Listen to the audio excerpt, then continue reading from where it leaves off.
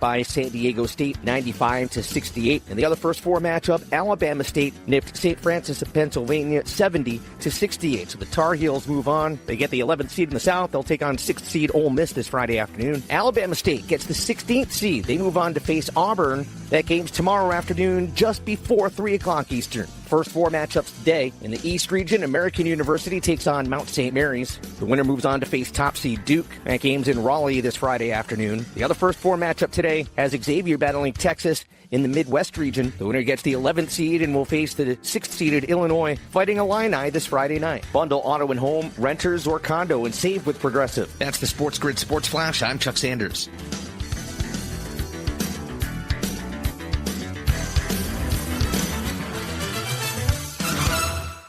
When it comes to finding great deals on suits, timing's everything. And now's the time, because Macy's semi-annual suit sale is here. Save 40 to 60% on new suits and blazers from Calvin Klein and Michael Kors, with performance suits starting at $99.99. And if you need advice on the perfect fit, Macy's free personal stylists are here at the store and ready to help. If you need a new suit, there's no time like the present, because the Macy's suit sale won't be back until the fall. Savings off already reduced prices. Exclusions apply.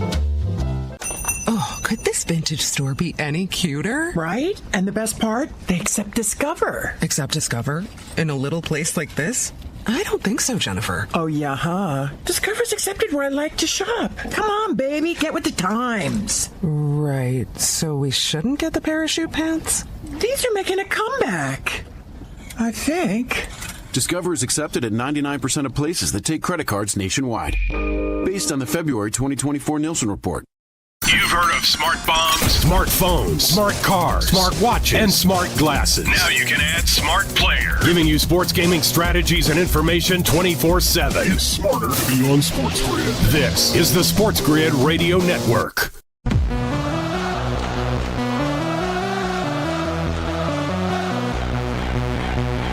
The only place in football where the offense is always on the field is on Moneyline. With the two best hosts in radio, Donnie Rightside. If anybody wasn't watching, listen, I don't know what you were doing. And Kevin Walsh. Forget act like you've been there before. On the SportsGrid Radio Network, Sirius XM Channel 159. Oh, let's get after it. The best every day now is officially underway. It is a hump day Wednesday and a big day. Why? Because tomorrow, yeah! Thursday, Friday, Saturday, Sunday, maybe the best 4 days of the sporting calendar all the way through, and I can't wait. Put your dancing shoes on. Now, understand me. I'm going to hit a couple quick topics here. One that deals with Major League Baseball and one in the NFL, and then I'm going to go over my bracket here. So if you are listening on Sirius XM Channel 159, thank you for that. If you are listening on the SportsGrid app, absolutely spectacular, fantastic. If you are also on YouTube, SportsGrid On Demand, just short of 7,000 subscribers now. Thank you for that as well. And you can reach out to us on that YouTube channel by entering into the chat here. SportsGridRadio.com, another great way to listen as well. You get the picture here. But sometimes you say, all right, a day-to-day handicapper and what they like to pick. Simple. Just to go over. Do you like the games tonight? Which we're going to hit both of these tonight. Texas and Xavier, Mount St. Mary's going up against American. Those two games will be, in our crosshairs, and we'll take a look at those. Thank goodness last night I did not bet San Diego State with my hard-earned cash because I would have been disappointed when I woke up. But today, bracketology by DRS. I have my brackets that I filled out 30 minutes after Selection Sunday. So I have a viewpoint, and I can use that as a sort of a canvas this week. But I need to finalize these picks today. So if anybody out there in the streets says, you know what? I got some questions. I got answers. Who are you picking in your poll? This is why I wish we could have phone callers today, because I would love to go up and down and ask people, who are you picking? Is it 1 seeds? Is it 2 seeds? Who is going to be that darling that heads into the Sweet 16 and the Elite 8 this year? There always is at least one of those. Now, tomorrow, which is Thursday, the start officially of the tournament. The unofficial start is the first 4 games, which we're getting great games here. We'll talk about those in a minute from what we saw last night. But Thursday is the big day. Kevin and I will be on from 11 to 12, right up taking you into our Bracket Central coverage right here on the SportsGrid Network. And we'll go over tomorrow, like game by game and analysis and handicaps and totals and over-unders and all that good stuff. But today, this is a bracket type of day, and I love that because some of the picks that I have, I've been going over in my mind and questioning them all this week. But I do say this, people out here, when you are looking to bet these games individually, it's much different than what your bracket actually is. Say, wait a second, what does that mean? Do your bracket, set it aside and cheer it on. But you're going to come up multiple times in this tournament and go, ooh, I have Michigan versus Texas A&M, and I had Michigan advancing, but I really like Texas A&M laying the points in this one.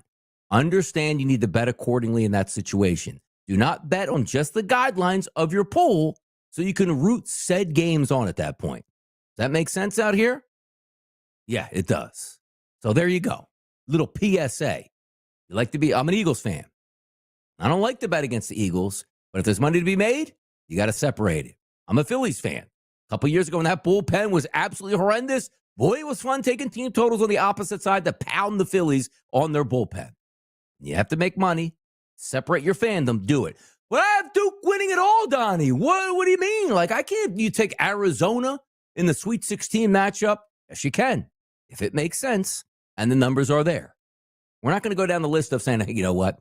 I have Auburn versus Michigan State 1 versus 2, and the Elite 8 winner goes to the Final 4. Let me handicap that together. Today, I want to take a look at these early round games and see if there's any different advantages that I should have taken, because when we take a look at Ken Palm, you can see the breakdowns for Thursday and Friday games and say, all right, let me make an honest decision based on a handicap of what can make some sense. Now, let me just get some hot topics out of the way here before we do get to college basketball, and I am excited to go line by line by line by line.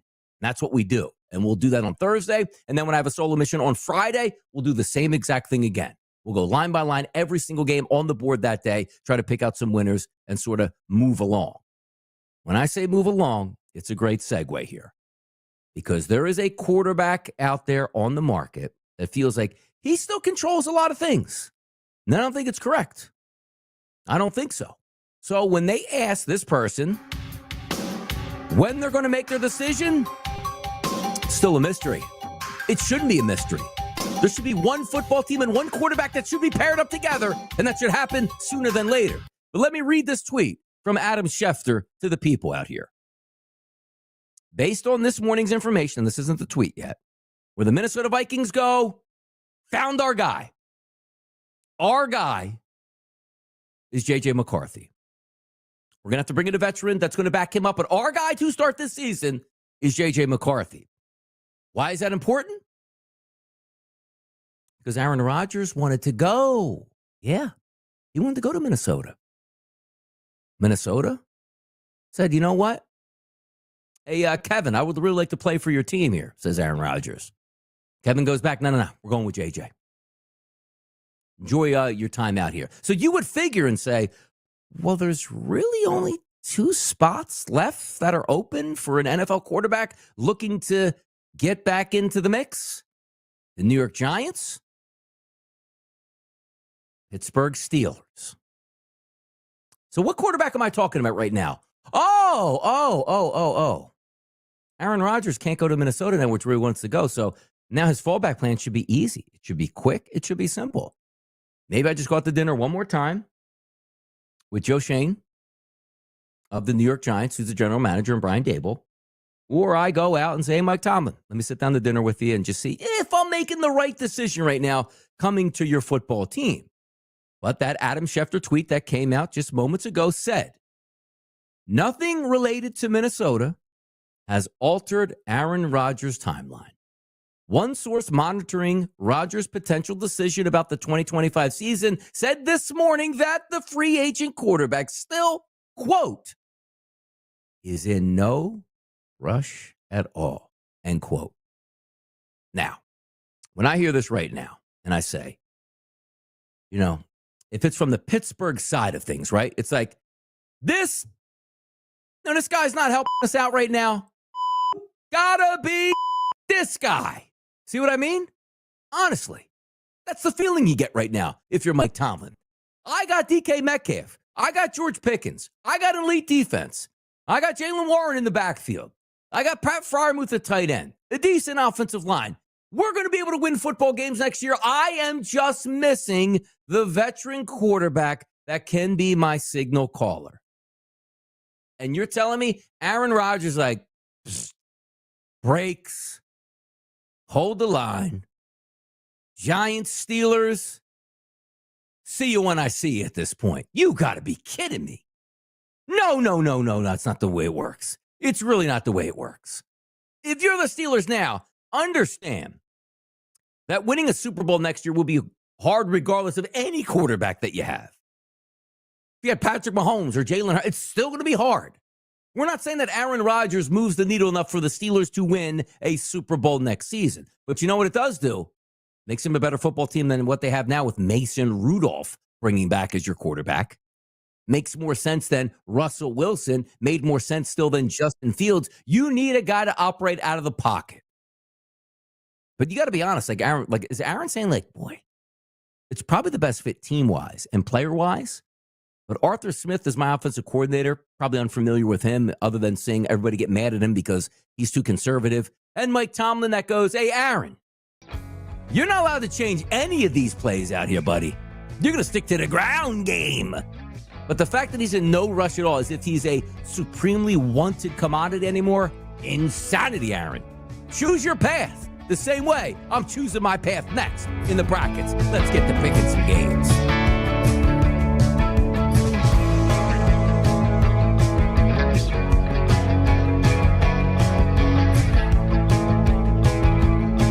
We give you expert analysis and information 24 hours a day, 7 days a week. Any easier and the government would ban us. This is the SportsGrid Radio Network. President Donald Trump and Russian President Vladimir Putin agreed to an immediate pause in strikes against energy and infrastructure targets in the Ukraine war. The Russian leaders stopped short of backing a broader 30-day pause in fighting that the U.S. administration is pressing for. The White House described it as the first step in a movement to peace it hopes will eventually include a maritime ceasefire in the Black Sea and a full and lasting end to the fighting. A thief who swiped a golden toilet from an English palace was convicted Tuesday, along with an accomplice who helped cash in on the spoils of the 18-carat work of art insured for nearly £5 million. Michael Jones had used the fully functioning one-of-a-kind latrine as he did reconnaissance at Blenheim Palace, the country mansion where British wartime General Winston Churchill was born, the day before the theft. He returned before dawn on September 14, 2019, with at least 2 other men armed with sledgehammers and crowbars. They smashed a window and pried the toilet from its plumbing within 5 minutes, leaving a damaged flood in their wake as they escaped in stolen vehicles. I'm Trey Westerberg with the SportsGrid News Flash. Working as a dedicated Fidelity advisor, I always ask, what's important to you? I'll look at those priorities and goals alongside your full financial picture to build a comprehensive plan designed to help grow and protect your wealth. With proactive portfolio insights and an eye on taxes, I'm here to help you make the most of your money. I'm Laura Maxwell, and I'm a dedicated Fidelity advisor. Learn more at fidelity.com/wealth. Investment minimums apply. Fidelity Brokerage Services, LLC, member NYSE, SIPC. Progressive knows there are some surprisingly expensive things in life, like frames, because you found a classic 70s concert poster. But when you went to get it framed, you realized the frame will cost about 4 times the amount of the poster, which is actually absurd because no one will be looking at the frame, and if they are, then you severely overestimated how cool this poster is. But then you remember by switching your home and auto to Progressive, you could save hundreds and put it towards a classic 70s concert poster in an absurdly overpriced frame. Progressive Casualty Insurance Company, affiliates, and other insurers. Not available in all states. You don't have to listen to SportsGrid. You can always go out in the woods at night, look up, and wish on a shooting star. Or you can get the winning edge right here. And you won't find any ticks on you the next day. This is the SportsGrid Radio Network. Play back at it, people. Oh, get those dancing shoes on. Did you dance last night? Did you have some fun? What a game it was, too. Alabama State moves on into the tournament themselves. Yeah, they'll get waxed by Auburn, but they get to have that moment of an incredible victory on a late, crazy gameplay that we never would see in the NBA because you get to call timeouts and move the basketball all the way up by the opposing team's three-point line. Shout out college basketball. That was great. Also, not shout out college basketball. 9:20+ start last night for UNC and San Diego State. You get what you deserve. It was a horrible game. Congratulations if you stayed up for the entire duration of that game. I did not. Went to sleep early in that game, woke up like, man, did UNC waste San Diego State. Now, you don't really get the quad one games, but technically that was a quad two game, which is something Carolina can win. They just can't win quad ones. They're going to step up to the plate next game against Ole Miss. Now, Major League Baseball also was this morning, so I'm going to talk about it. Dodgers won their 2-0. Nobody cares. You played overseas at 6 a.m. on the unofficial start of the baseball season for your opening day. Ridiculous. Next Thursday, we'll talk about the Dodgers much more. Also, real quick here with some updates. Let's get some music in the background for this one. Major League Baseball, you like it? Your boy DRS, Tom Vecchio. The Major League Baseball show here on the network called Pro Baseball Today is going to debut Sundays, 10 a.m. to 12 p.m., people. You heard that right. Baseball on the network, live on Sundays, full card every Sunday. All 30 teams will be in play every single week, 15 games, a 2-hour show to let you know exactly what happened during that past week, but more importantly, handicapping those games, winning money on Sundays. Make sure you bookmark that. Live from the home of DRS, the home of Tom Vecchio, right here on the SportsGrid Network. We're bringing that to you. Starts this Sunday. We actually do a taping of it tomorrow afternoon that we'll play on Sunday, because obviously there's no games live. Sort of a setup to the season, some futures to take a look at, team recaps and reviews, and then the following week on a Sunday, live and in charge for opening weekend all the way through the summer. So you're going to get March, April, May, June, July, and August. Every single Sunday, a Major League Baseball show, handicapping it, brought right to your ears on SiriusXM Channel 159 and to your TVs. Get ready and have that bookmark out. Now, let's get to college basketball. Let's set the table for this. We're going to go region by region. I have some Ken Palm statistics up, but also just some thoughts here. And once again, I picked my pool already, but I need to make some changes here to make sure I'm doing it correctly. Last night, we did see Alabama State with a victory. They're going to take on Auburn. This isn't a handicap. This is just pool day. Tomorrow, we're going to handicap every single game on the card, Thursday and Friday. Live in the studio for me Friday night, Joe Lisi and also Kevin Walsh to watch those games and bet them accordingly. And then I'll be back in the studio on Sunday as well. Busy next couple weeks for your boy DRS. But I have Auburn obviously beating Alabama State and advancing. Now, game number 2 in the South region is Louisville and it's Creighton. If we look at the line, and again, this isn't betting from a line perspective. We're betting on who is just going to win. So let me just double check here because I got to make sure I'm on my P's and Q's. I'm using every bit of these computers that I have in front of my face. So Louisville and Creighton. Let me just bring up the odds across the screen. All right, so we got, there we go, Louisville, Creighton. 2.5-point line as a favorite towards Louisville and a total of 145.5. So let's just call that a coin flip there, but I just wanted to get the basis on who was favorite. So in my initial thought process on my pool, I actually picked Creighton to upset Louisville. Now understand this too. Creighton versus Louisville is going to be in Lexington, Kentucky. Last time I checked, Louisville was in the state of Kentucky. They're going to have a home court advantage in that game, so that is going to be key. If we take a look at Creighton and Louisville, Louisville on Ken Palm's rankings is 23rd. Creighton is 36. If we take a look at the individual handicap of that game, Louisville's defensive efficiency is 21.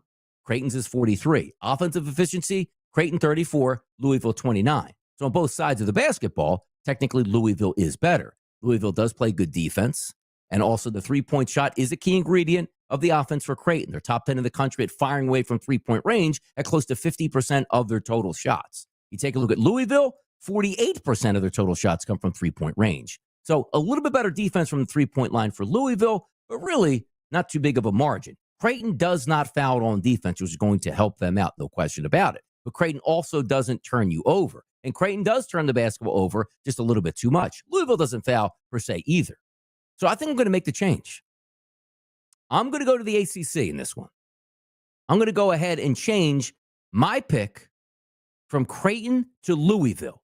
So if you're listening out there right now, SportsGrid On Demand, who do you have in that Louisville-Creighton game? Who did you pick? I started out with Creighton. I'm flipping that over to Louisville. That's where I said. Now, again, tonight, maybe even farther adjustments, but I need to get the initial thoughts out right now. Michigan and UC San Diego. How about that game? A lot of people looking at upsets for UC San Diego, maybe rightfully so. We take a look at the lines this morning. They were as low as 2.5. Let me just double check. Michigan, UC San Diego, still 2.5 across the board. Total in this game, 142.5 at most outlets. Incredible stuff. It really is. So let me bring up on KenPom. Let's go over to Michigan. And we know how they finished the season. 3 straight losses in the regular season, ran the tournament in the Big Ten. Beat Purdue, Maryland, and Wisconsin on their way to victories. Fantastic stuff. But they line up against UC San Diego. Here's the interesting part. Michigan is a giant team. They're actually 5th in the country on average height, which is incredible. And that is because Danny Wolf is 7 foot and Vlad Golden is 7'1". You say, boy, that is going to be tough scoring inside the paint. Good luck. Because Michigan will defend inside the paint. And again, it's hard to score against 7-footers. But UC San Diego's offense, top 10 in the country, close to 50% total volume from three-point range. You take a look at Michigan. They'll chase you off a bit. They're about midway at chasing you off. They'll let you shoot around 39-40% from the three-point range, volume-wise. But they also defend it pretty well, top 50 in the country at 31%. You look at Michigan's offense. They do turn the basketball over quite a bit. And having said that, too, UC San Diego, top 10 at not turning the basketball over. Second best team in the nation at turning you over, going up against Michigan. Now, do you want to get freaky with this game? Like, is this one of those where you say to yourself, we're going to step our bounds here, go over our skis, outkick your coverage, use anything that you want to have here? Because I feel like I might be doing that. UC makes sense in so many ways. Boy, oh boy, we got tough decisions to make. That's why we have an extra half hour to go today. Honey Wright Side on the Solo Mission Radio on the Grid. We'll be right back.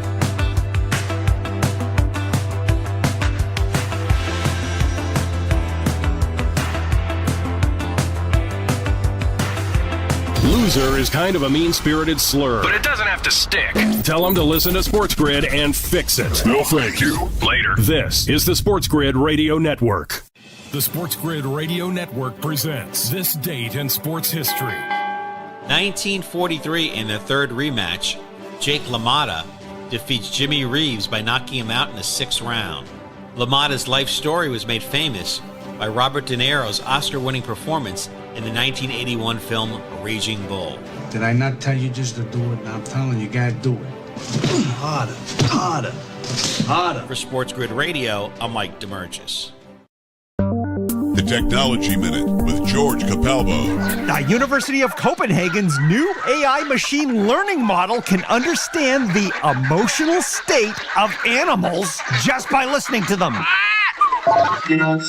With 89.4% accuracy, it acoustically distinguishes positive and negative emotions from 7 different species, including cows, it's a beautiful game, pigs, stop stealing my slop, and even wild boars. Have you ever had one of those days? This breakthrough universal animal emotion translator, a game changer for barnyard quality of life. You're standing on my foot. Follow me at G Capalbo on X and stay tuned to the Technology Minute for more cool stuff like this. Football full circle. I actually think the Jets this season have a better shot to be a playoff contender than they have over the past couple of seasons. I couldn't disagree more. I know you love Justin Fields. He sucks. They'll be booing him during warm-ups when he's throwing footballs at the Meadowlands in 35-mile-an-hour winds. He can't throw indoors. He can't throw anywhere. It's Football Full Circle with Ben Stevens and Joe Lisi. Weekdays noon Eastern, 9 a.m. Pacific on the SportsGrid Radio Network. Winning is no accident. You gotta be smart about it. It takes a plan. All centered around expert analysis and trusted information. That's what you get. Right here. The winning edge. It's smarter to be on SportsGrid. This is the SportsGrid Radio Network. I think I got to keep Michigan, people. I do. Even though I love the setup. You see the line out there, but it seems like a popular pick on UC San Diego. But for right now, I'm going to keep it with Michigan. Differences between the conference, the Big Ten, number 2 overall in KenPom, the Big West Conference at number 12 overall. And if we're looking at the teams, the way this sets up, what's the ranking on these? UC San Diego 37th, Michigan 25th. I got to keep it with Michigan. Anybody out there rolling with UC San Diego? Texas A&M and Yale, another close one here. By the way, what is the line for that game? A&M and Yale. Let's see. Yale.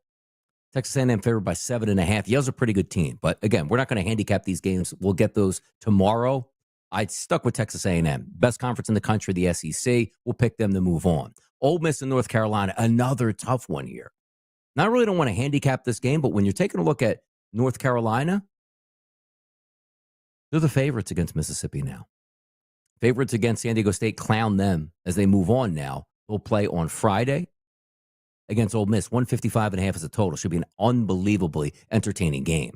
So let me just take a look at this. This is a Friday game, so we'll go to the 21st. KenPom has it on their excitement meter, number 1 on that day. Maybe rightfully so. Let me just do a quick look here. Get out of conference play, go to totality of conference play. Both have good offenses.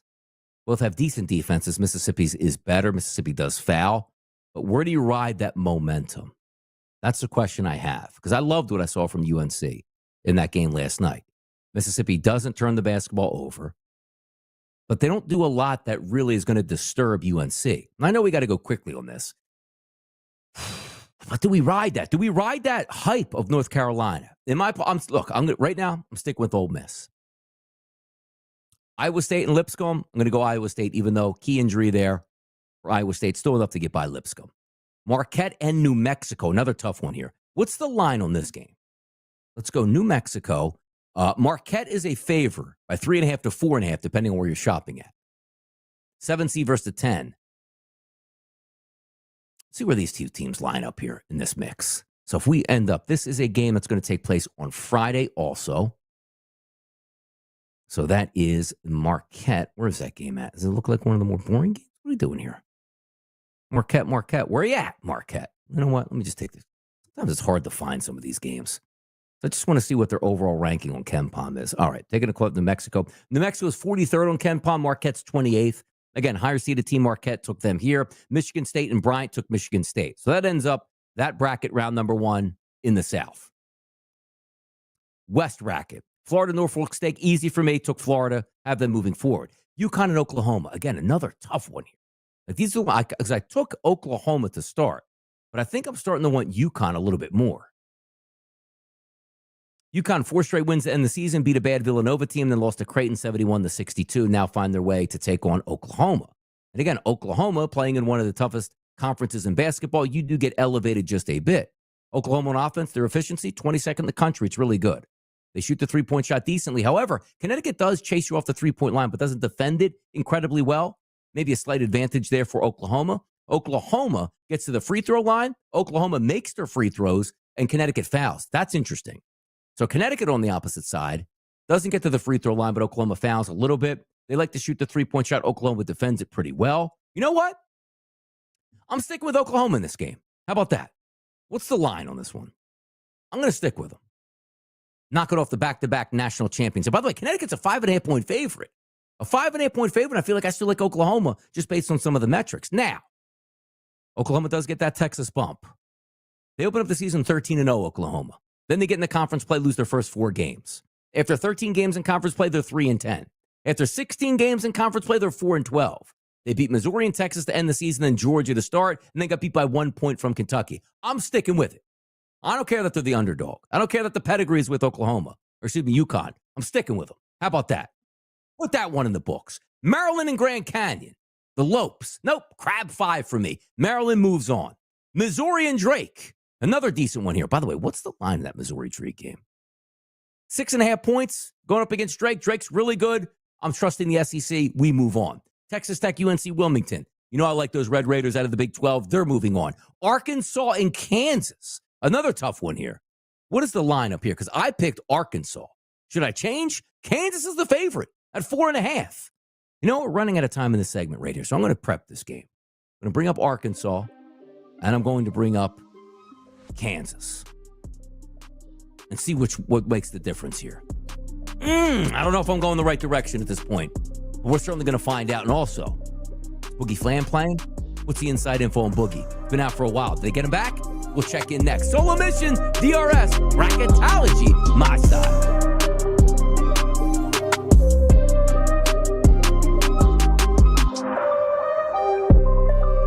It's easy to get SportsGrid almost anywhere with our mobile app. So give us a break. We're not going to tap your screen for you.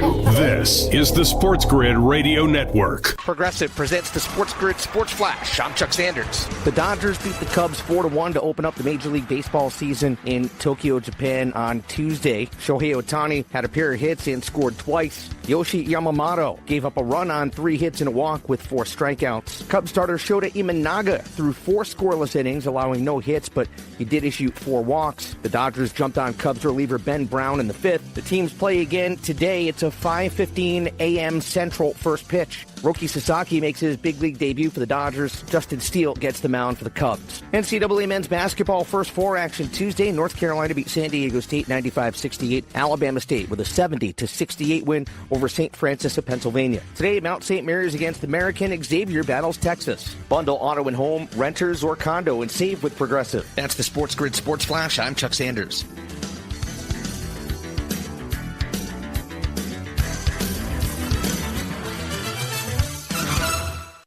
Transforming your land with a John Deere compact tractor is as easy as connect, latch, load, haul, spread. Cutting grass is as simple as roll, click, mow. Box blading is as effortless as hook, lock, grade.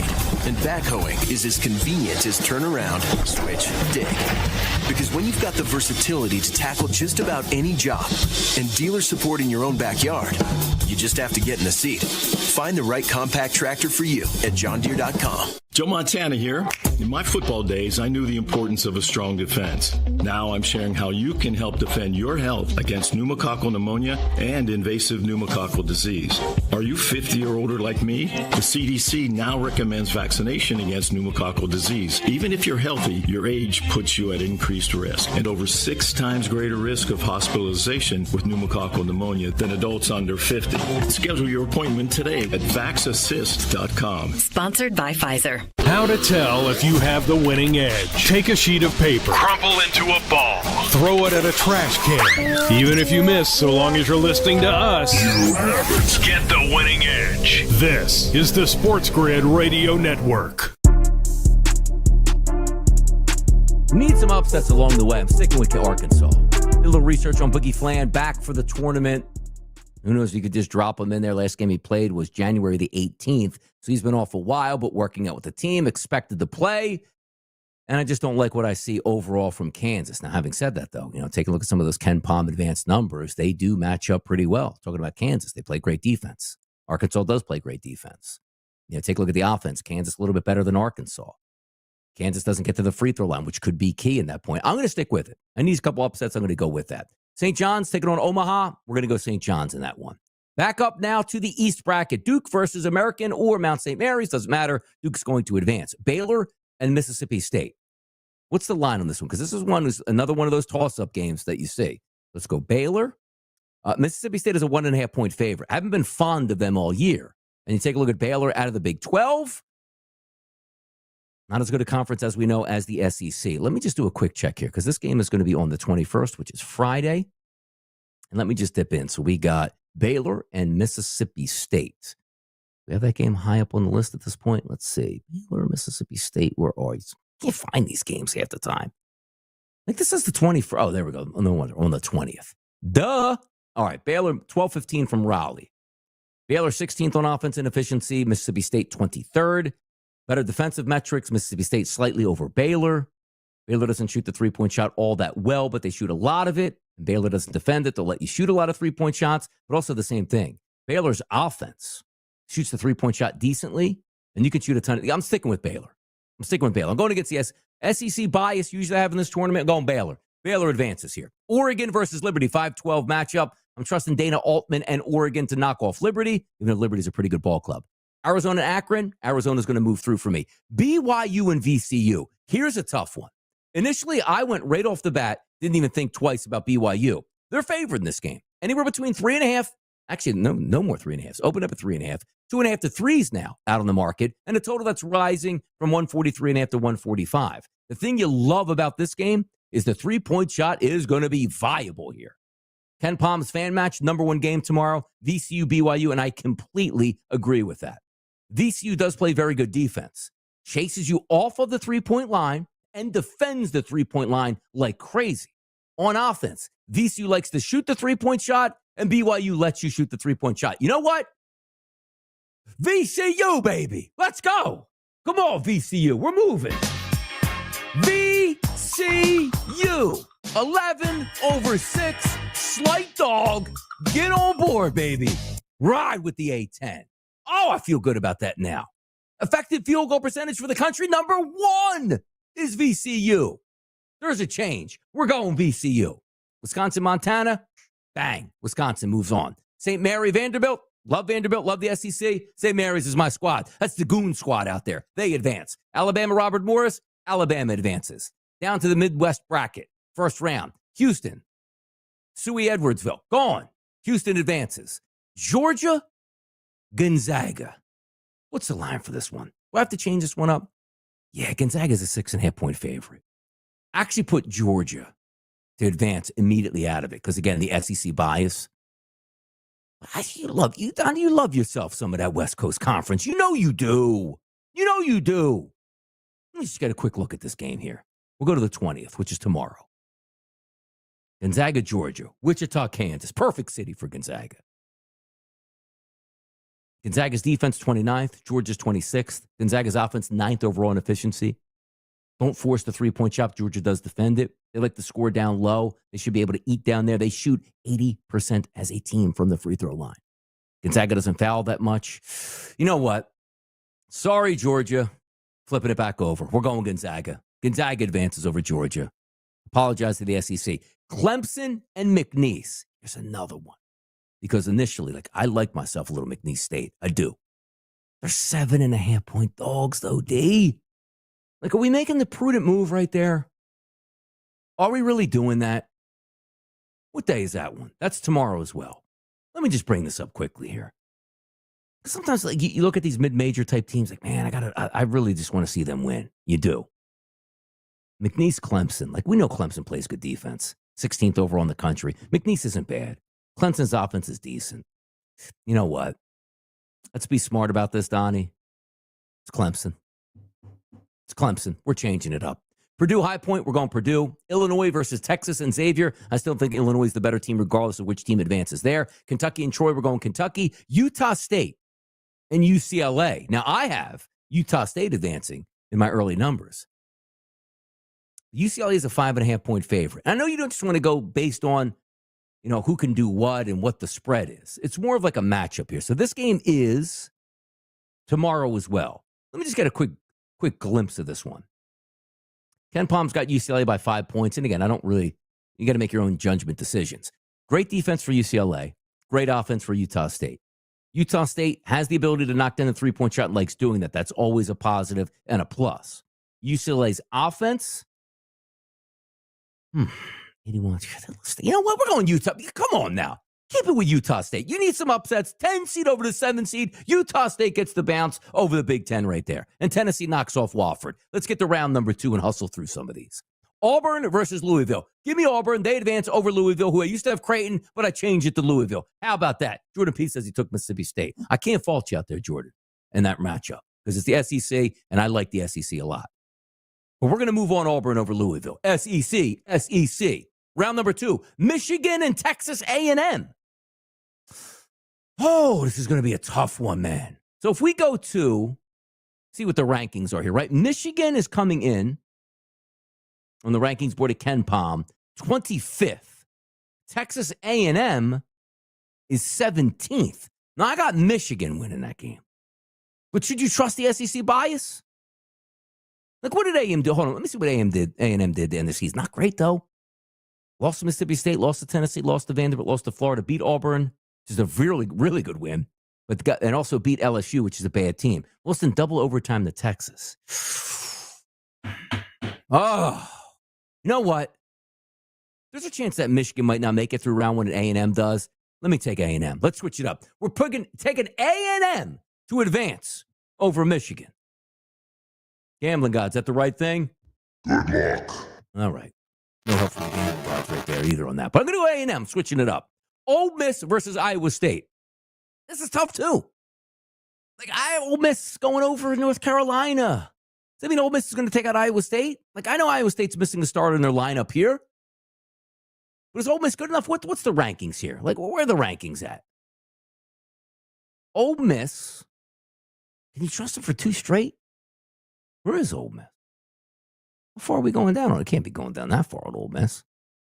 We got to be at least somewhere in that top 20 range, no? Huh. Kansas at 21. Where's Ole Miss? Arkansas, Texas. They can't be as low as that. What are we doing here? Mississippi, show your face. There we go, 26. My goodness. So Ole Miss is 26th. Iowa State, obviously going to be higher than that, no? Where's Iowa State at now that we lost a player on there? Iowa State is listed at 10. You know what? I'm going to Iowa State. I'm going to Iowa State. I just am. Chris Beard, drop it. Bang, gone.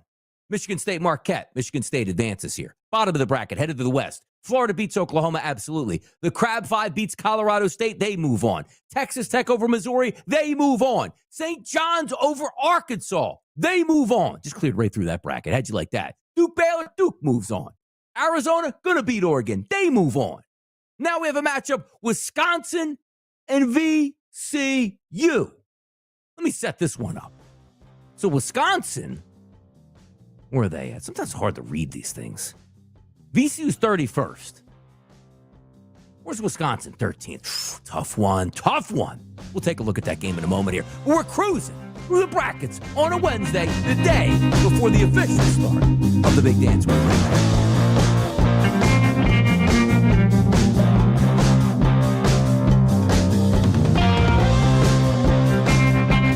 You're listening to one of the last places on earth where a man can be a man and not get those looks. Welcome aboard, good sir. This is the SportsGrid Radio Network. Progressive presents the SportsGrid Sports Flash. I'm Chuck Sanders. The NCAA Women's Basketball Tournament starts today. First 4 action, Regional 3. Princeton battles Iowa State. Then Regional 1. First 4 action at Southern against UC San Diego. Regional 2, first 4 on Thursday. Washington against Columbia. Regional 3 Thursday. William and Mary battles High Point. Men's first 4 Tuesday. North Carolina beat San Diego State 95-68. Alabama State with a 70-68 win over St. Francis of Pennsylvania. Today, East Region, Mount St. Mary's against American University. Midwest Region, Texas collides with Xavier. The Dodgers opened up the Major League Baseball season with a 4-1 win over the Cubs in Tokyo on Tuesday. The teams play again today. Justin Steele starts for the Cubs. Roki Sasaki gets the nod for the Dodgers. Bundle auto and home, renters, or condo and save with Progressive. That's the SportsGrid Sports Flash. I'm Chuck Sanders.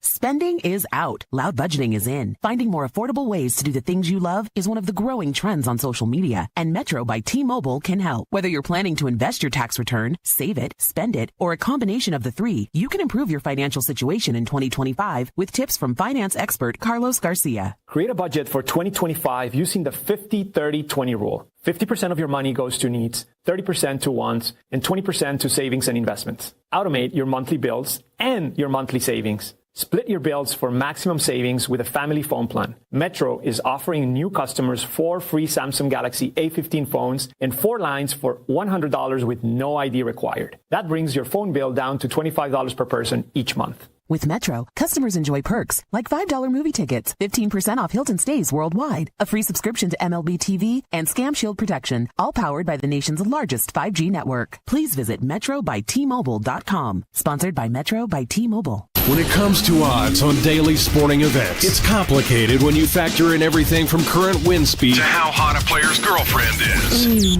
But you don't have to mess with that. Just keep it here and listen. This is the SportsGrid Radio Network. Oh, right back at it, people. Oh, I'm loving this. I really am. VCU, Wisconsin is where we left off. And I said, boy, which way do you want to go in this one, DRS? Are you going to pull another massive upset here with VCU knocking off BYU, which I picked, and then VCU to knock off Wisconsin? Can't do it. Sorry. I apologize. I just can't do it at this point right now. Wisconsin advances. And Alabama St. Mary's. Oh, I would love to pick St. Mary's here. I really would. I might even root on St. Mary's. I might even have a bet on St. Mary's against Alabama, but Alabama's going to beat St. Mary's to take on Wisconsin. Let's go to the bottom of the bracket there in the Midwest and see what we have. All right. Houston, already told you they advanced. They play on Houston Gonzaga in round number 2. What a battle. Gosh, the round of 32 is going to be sensational. It really is. Houston's going to advance. Purdue and Clemson. I've had an affinity for Purdue all season long, and I don't think it's going to stop here. And I've sort of been shaming Clemson a bit. I'm going to trust Purdue beats Clemson, and boy, that's a tough 5-4 matchup. It really is. It really is. So let's go ahead and make that adjustment. Purdue's going to beat Clemson. We'll move on. Illinois versus Kentucky. High wire act versus high wire act. Now, correct me if I'm wrong here, though. Where's Kentucky's first game? Let me see here. So Kentucky, they're not playing at Rupp, are they? If they're in the Midwest. It can't be there. Let me just double check here. Troy, what is this? Oh, yes, they played Troy round number 1. Neutral. Let me just click on that. Fiserv Forum. Okay, good. Just wanted to get that out of the way, so I'm not making a decision like Louisville playing in Lexington, same state. Kentucky playing in Lexington, home court advantage. Yeah, we're going, you know what? Upset city, baby. Come on. Nothing yet. Upset city. Illinois moves on over Kentucky. Do you agree with that, people? How about that? Tennessee knocks off Utah State at the bottom of that. All right, let's keep it going. Up top now, as we get into the Sweet 16. Auburn A&M, move forward, Auburn. You're moving into the Elite 8. Michigan State, Iowa State, Michigan State moves on. So there we go. Let's head to the bottom of the bracket here. Florida versus the Crab 5 of Maryland. Florida, congratulations, you're moving on. Texas Tech, St. John's, Texas Tech with the minor upset, just based on seeding here, to get to the Elite 8 to take on Florida. Duke, Arizona. I'm telling you, this is one that's interesting. I love Duke. I love Cooper Flagg. He should be completely healthy for that game. But Arizona gives me a little of the heebie-jeebies right there, but able to knock off Duke. But Duke is advancing and moving on from me. Alabama and Wisconsin. What a great matchup. Trust in the SEC. Alabama moves on to take on Duke. Bottom of the bracket in the Midwest. Houston versus Purdue. Houston, bang. Too tough, too strong, too good a coach. They move on. Illinois, Tennessee, SEC. They move on. Now we're in the Elite 8. Boy, we went chalk. Auburn, Michigan State. Auburn in the SEC moves on into the Final Four. Elite 8 out of the West. Florida versus Texas Tech. Florida of the SEC moves on from me. Duke, Alabama. Duke moves on out of the ACC. Houston and Tennessee. Houston moves on. So do you know what I have right now? Surefire to not win my bracket, as we just went over for the past 40 minutes. 1, 1, 1, and 1. Yeah, I don't know if that gets an applause. I don't know. I don't think that should get an applause, but it just feels right there. How are we feeling about that? All ones. How's Pop Smoke feel about that? I don't know. It feels kind of good, but it feels kind of bad at the same time. I got really good teams. And as Ben Stevens pointed out this morning, like, you're talking about these teams that are 35 net rating or over. We never see that. We have 4 teams there this year that do that. Like, Auburn's going to have to get upset by somebody. Florida's playing incredible basketball. That's 2 SEC teams meeting up in the Final Four. On the opposite side, Duke, with Cooper Flagg coming back, smashing everything in their way, with or without Cooper Flagg. And then Houston, gutty and strong. Duke moves on, they beat Houston. Boy, what a good game. And I don't even know if I would bet Duke at that point. Houston just might be on a wave that you can't stop. But if Duke gets there, that means one thing. Cooper Flagg is rested. Cooper Flagg is ready. Man, you hear me? Not like, good one. Auburn, Florida. You kidding me at this point? Auburn and Florida in the Final Four? Who advances out of that one? Who? Gators. That's who I got. So the final, San Antonio, Texas, April 7th, Florida Duke. National champion? The Duke Blue Devils. There you go. The Duke Blue Devils.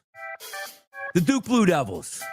All said and done, the national champions of 2024-2025. Cooper Flag, your MOP. The best of the best in the Final Four. That's my championship pick. It's Duke without even Mike Krzyzewski taking it down. Now, will I make some changes tonight? I hope I don't. But I got to tell you right now, like, am I feeling the vibes of the way I should right now, to be honest? I don't know if I am. Like, I'm a nerd. Like, all 1 seats to get there? Can it happen? Yeah. Do you trust it? How you feeling about there? See a couple of people up here in the chat box. Like, how are we feeling about Duke as a national champion, but all 4 ones? Like, who are you voting for out there? Who was in your bracket? Do you have a bracket? Look, again, when you're busting through stuff like, hey, man, I picked Bryant to get to the Final Four. Yeah, I understand that person as well. There's always those people. But who's legitimate? Like, who's knocking off those ones? Really?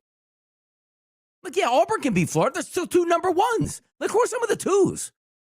Like St. John's? Yeah, they could. Texas Tech's going to beat them. I love Texas Tech. I mean, you take a look at Michigan State. They got a pretty clean run right up to the Elite Eight where they face Auburn. Auburn's just a better team than they are. I'm telling you, the one that I worry about. All those, like, I worry about the champion being Duke, which is who I picked, because of the route they might have to go through to get through Arizona and then Alabama. That's a tough run here. More next. Radio Moneyline. And ho-ho, it's fun. You know it is. You know it's fun.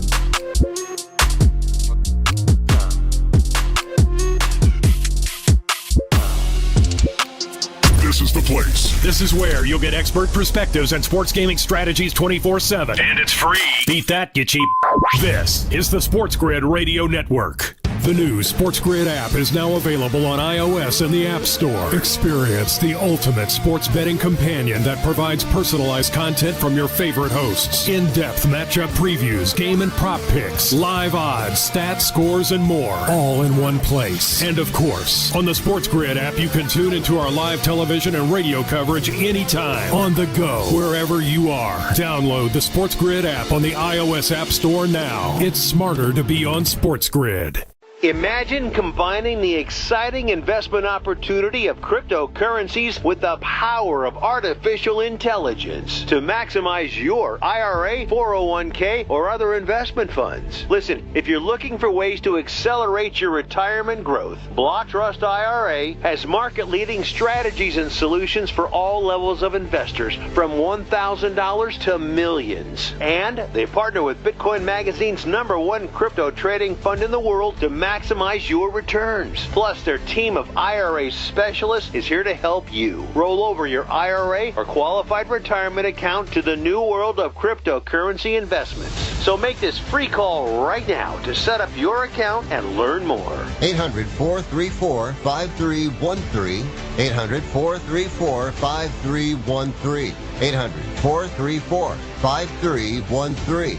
That's 800-434-5313. The early line.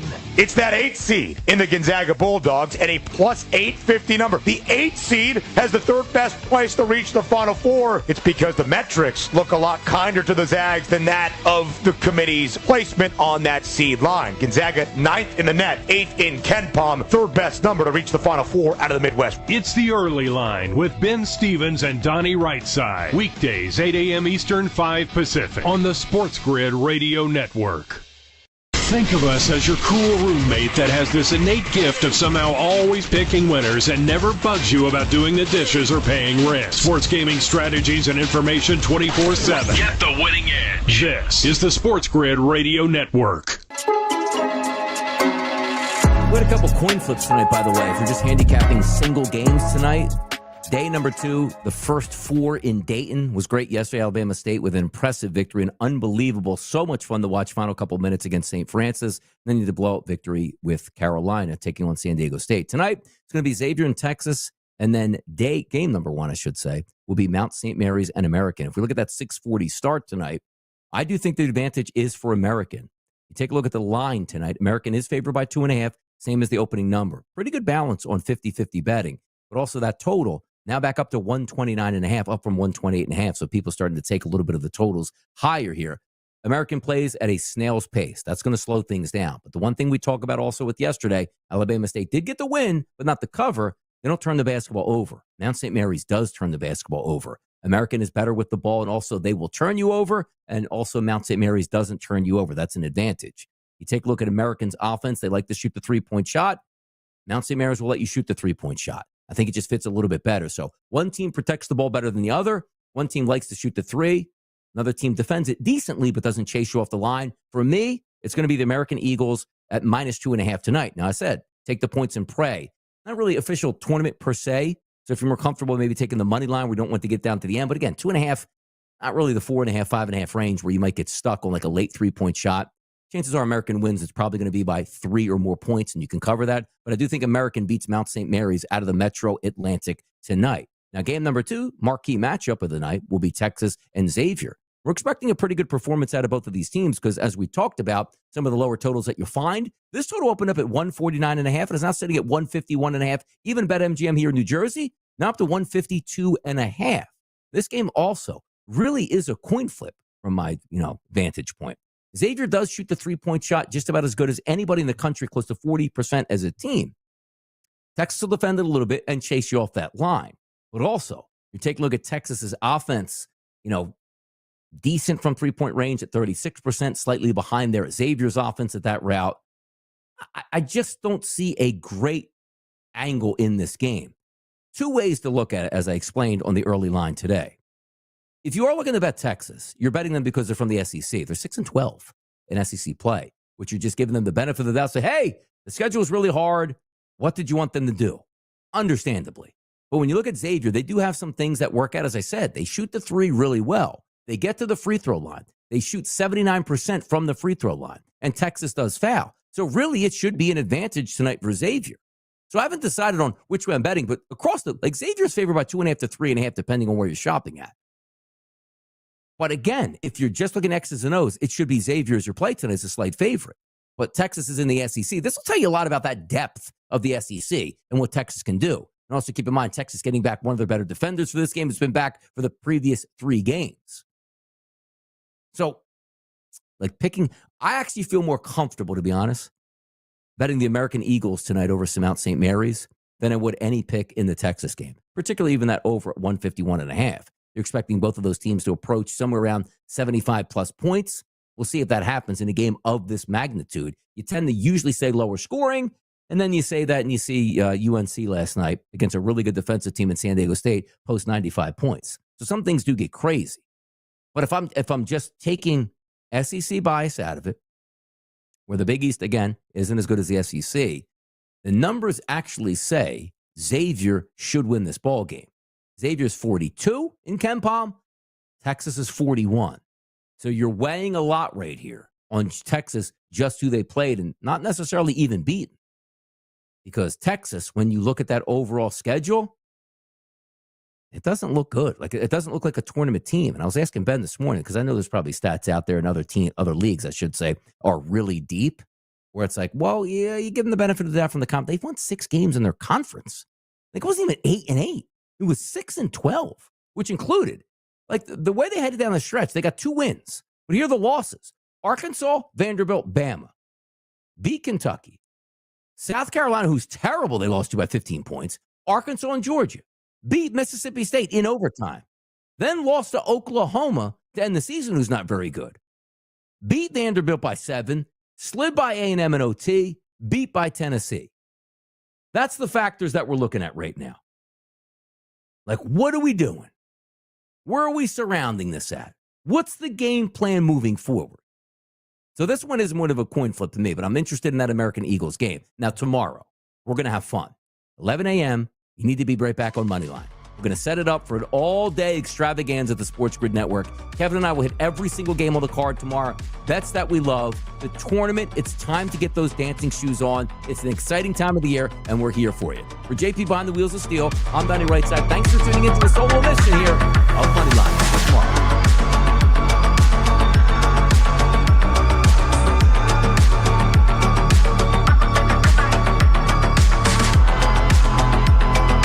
It's easy to get SportsGrid almost anywhere with our mobile app. So give us a break. We're not going to tap your...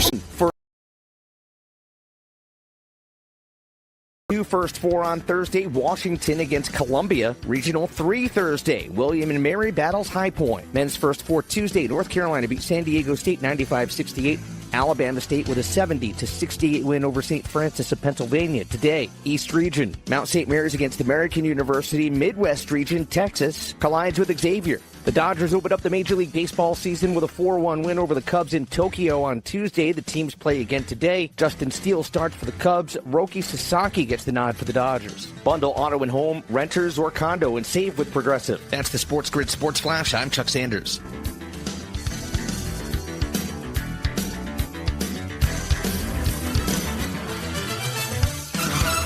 Spending is out. Loud budgeting is in. Finding more affordable ways to do the things you love is one of the growing trends on social media, and Metro by T-Mobile can help. Whether you're planning to invest your tax return, save it, spend it, or a combination of the three, you can improve your financial situation in 2025 with tips from finance expert Carlos Garcia. Create a budget for 2025 using the 50-30-20 rule. 50% of your money goes to needs, 30% to wants, and 20% to savings and investments. Automate your monthly bills and your monthly savings. Split your bills for maximum savings with a family phone plan. Metro is offering new customers 4 free Samsung Galaxy A15 phones and 4 lines for $100 with no ID required. That brings your phone bill down to $25 per person each month. With Metro, customers enjoy perks like $5 movie tickets, 15% off Hilton stays worldwide, a free subscription to MLB TV, and Scam Shield protection, all powered by the nation's largest 5G network. Please visit metrobytmobile.com. Sponsored by Metro by T-Mobile. How many SportsGrid listeners does it take to change a light bulb? It takes 2. One to change the light bulb. And 1 to see if our mobile app can provide the same amount of light.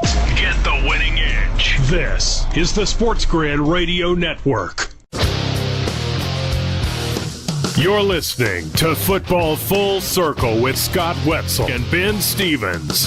It is Football Full Circle. That is FFC right here on the SportsGrid Radio Network and Sirius XM Channel 159. He is Scott Wetzel. I am Ben Stevens. It is still early in the offseason, and although most of the marquee moves around the National Football League have already taken place, of course, each and every day, there are some updates to all of the maneuvers we will see around the NFL, including, Scott, one quarterback in Aaron Rodgers that seems to be holding up the rest of the league at this time. Plenty to break down on FFC here on SportsGrid Radio.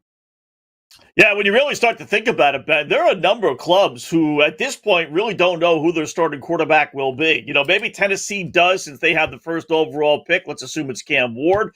But after that, is Cleveland going to go after Shedeur Sanders? Are they going to trade out of that spot? I heard the Four Letter Network this week discussing whether the Giants should take Sanders at number 3. And I'm thinking to myself, they're not in a position to take Sanders number 3 if Cleveland takes him number 2 or Cleveland trades out of that spot. You got, Pittsburgh Steelers. I mean, there's a number of clubs, the New York Giants. Who's going where and who's going to be starting for who for about a half a dozen teams is still up in the air. Scott, we had early in the offseason kind of designated 6 to 7 teams that at some point this offseason were going to have to answer a quarterback question where more than likely their new signal caller was somebody different who was not on the roster starting out the previous season. Of course, the Titans with the number 1 overall pick, the Browns who draft 2nd overall, the Giants at 3rd overall, and then as you go deeper into the draft, the Raiders at 6th overall, the Saints perhaps at 9th overall. They made that declaration for Derek Carr. Even deeper into the draft, the Pittsburgh Steelers at 21st overall. And a couple teams who have seen some big quarterback moves this offseason, like the Seahawks signing Sam Darnold, we're not a team we expected to really factor into this conversation, and yet certainly did as they signed Sam Darnold, traded away Geno Smith, at least for the time being, answering that question in Las Vegas for the Raiders, with the veteran quarterback in Smith reuniting with his former head coach in Pete Carroll. But still, although we have the indications that Cam Ward is heavily in the running to be that 1st overall selection, more than likely made by Tennessee, a lot to iron out for the Browns, the Giants, and still the Steelers, Scott, who, of course, were a playoff team a season ago. And a lot of what happens for those 3 teams might be dictated by one guy, that is Aaron Rodgers. We finally got some confirmation from the Minnesota Vikings that they are out of the Aaron Rodgers sweepstakes. There had been some natural ties and reports there that maybe Aaron Rodgers would head to Minneapolis to provide that veteran experience in the quarterback room with J.J. McCarthy. Minnesota really hadn't rebuked any of those claims. Finally, Scott, the Vikings saying, J.J. McCarthy is our guy. We fielded a couple of calls around his status. He is the face of our franchise, and we are not interested at this moment in bringing in Aaron Rodgers. That means J.J. McCarthy remains the starting quarterback for the Vikings, starting what is more than likely his de facto rookie season in 2025. Yeah. What's interesting about that for me, Ben, is that if the reports are true, and listen, a lot of times they're not, but if the reports are true, right, Rodgers did want to sign with Minnesota. He was the Vikings were supposedly his number one choice. Now, how much money he was asking and whether that played a role in this, I don't know. But it just would have been funny, right, with the correlation with Aaron Rodgers and Brett Favre. It's just going with Green Bay and then the Jets and then the Minnesota Vikings. That really would have been funny. Two guys that have, their career paths would have just been perfect together. And listen, it's got to be tantalizing, right, for the Viking fan. If you were able to do what you did last year with Sam Darnold, you bring in Aaron Rodgers, and I know last year wasn't great with the Jets, but his numbers, they weren't horrible. From an outsider standpoint, you're like, man, this could really work with Justin Jefferson and all the weapons we have. But ultimately, I think Minnesota did the right thing and just said, no. It's either J.J. McCarthy or we made a mistake with him. So let's give the kid a chance. Yeah, I think so as well, Scott, right? You have to figure out what you have in McCarthy. You had enough belief in him last year to draft 10th overall and make him the face of your franchise. You had Sam Darnold on the roster, but really kind of as that bridge quarterback, not expecting, of course, to be a 14-3 football team led by Darnold. It kind of changed maybe some of the expectation for the Vikings, but I still believe it is J.J. McCarthy's show, and that's what Minnesota has said as well. The parallels between Aaron Rodgers and Brett Favre's career, very fascinating to see unwind right now, but there was a thought that Rodgers was interested in heading to Minneapolis. So if Minnesota has shored up their quarterback situation, it's J.J. McCarthy first and foremost. It is J.J. McCarthy now, and hopefully for many more years to come. Aaron Rodgers' status still uncertain and out there. We got a report from ESPN's Adam Schefter about what that timeline looks like for the ever-dramatic Aaron Rodgers. Nothing related to Minnesota has altered Rodgers' timeline. One source telling Schefter monitoring Rodgers' potential decision about the 2025 season said that the free agent quarterback is still in no rush at all. Of course not, Scott. He is a guy that loves the drama. He loves the attention. He loves the notoriety, despite what he might go on certain shows and says about all of the media hype and speculation surrounding his name. Scott, I think if you're any of the teams that are still in the running for Aaron Rodgers, either out of want or necessity at this stage, that would be the Steelers and the Giants first and foremost. If I'm in those decision-making rooms, this is pissing me off. Because if the guy at 41 years old, after 20 years of his NFL season, who is not the quarterback that he was even 5 years ago, just wants to be about football entering 2025, he's up to his same antics. Yeah. Well, let's play devil's advocate. Let me go on the other side of this. And I'll defend, believe it or not, Aaron Rodgers, even though I don't necessarily believe this to be true, but, maybe. All right, so the reports say that he clearly wanted to sign with Minnesota. That was his first choice. Maybe it was Minnesota, Ben, that was holding up Aaron Rodgers. And they were saying, well, we're not really sure. We're thinking about bringing back Sam Darnold. That doesn't unfold. A couple weeks have gone by. We're thinking about J.J. McCarthy. We want to make sure he's completely healthy. We don't know. Can we get back to you? Brett, we're talking about March here. Can we get back to you in a week or so? And Brett says, all right, I guess so. I mean, I really want to sign with you, so I'll wait for you to make your decision. Now it's, March 19th. Oops. Now it's the third week in March. And, they make their decision. They say, you know what, Aaron, we don't want you. So now Aaron Rodgers is back in the beginning. So maybe that's what happened here. Maybe that's why it's taken him so long to make a decision, because he really did want to play for Minnesota.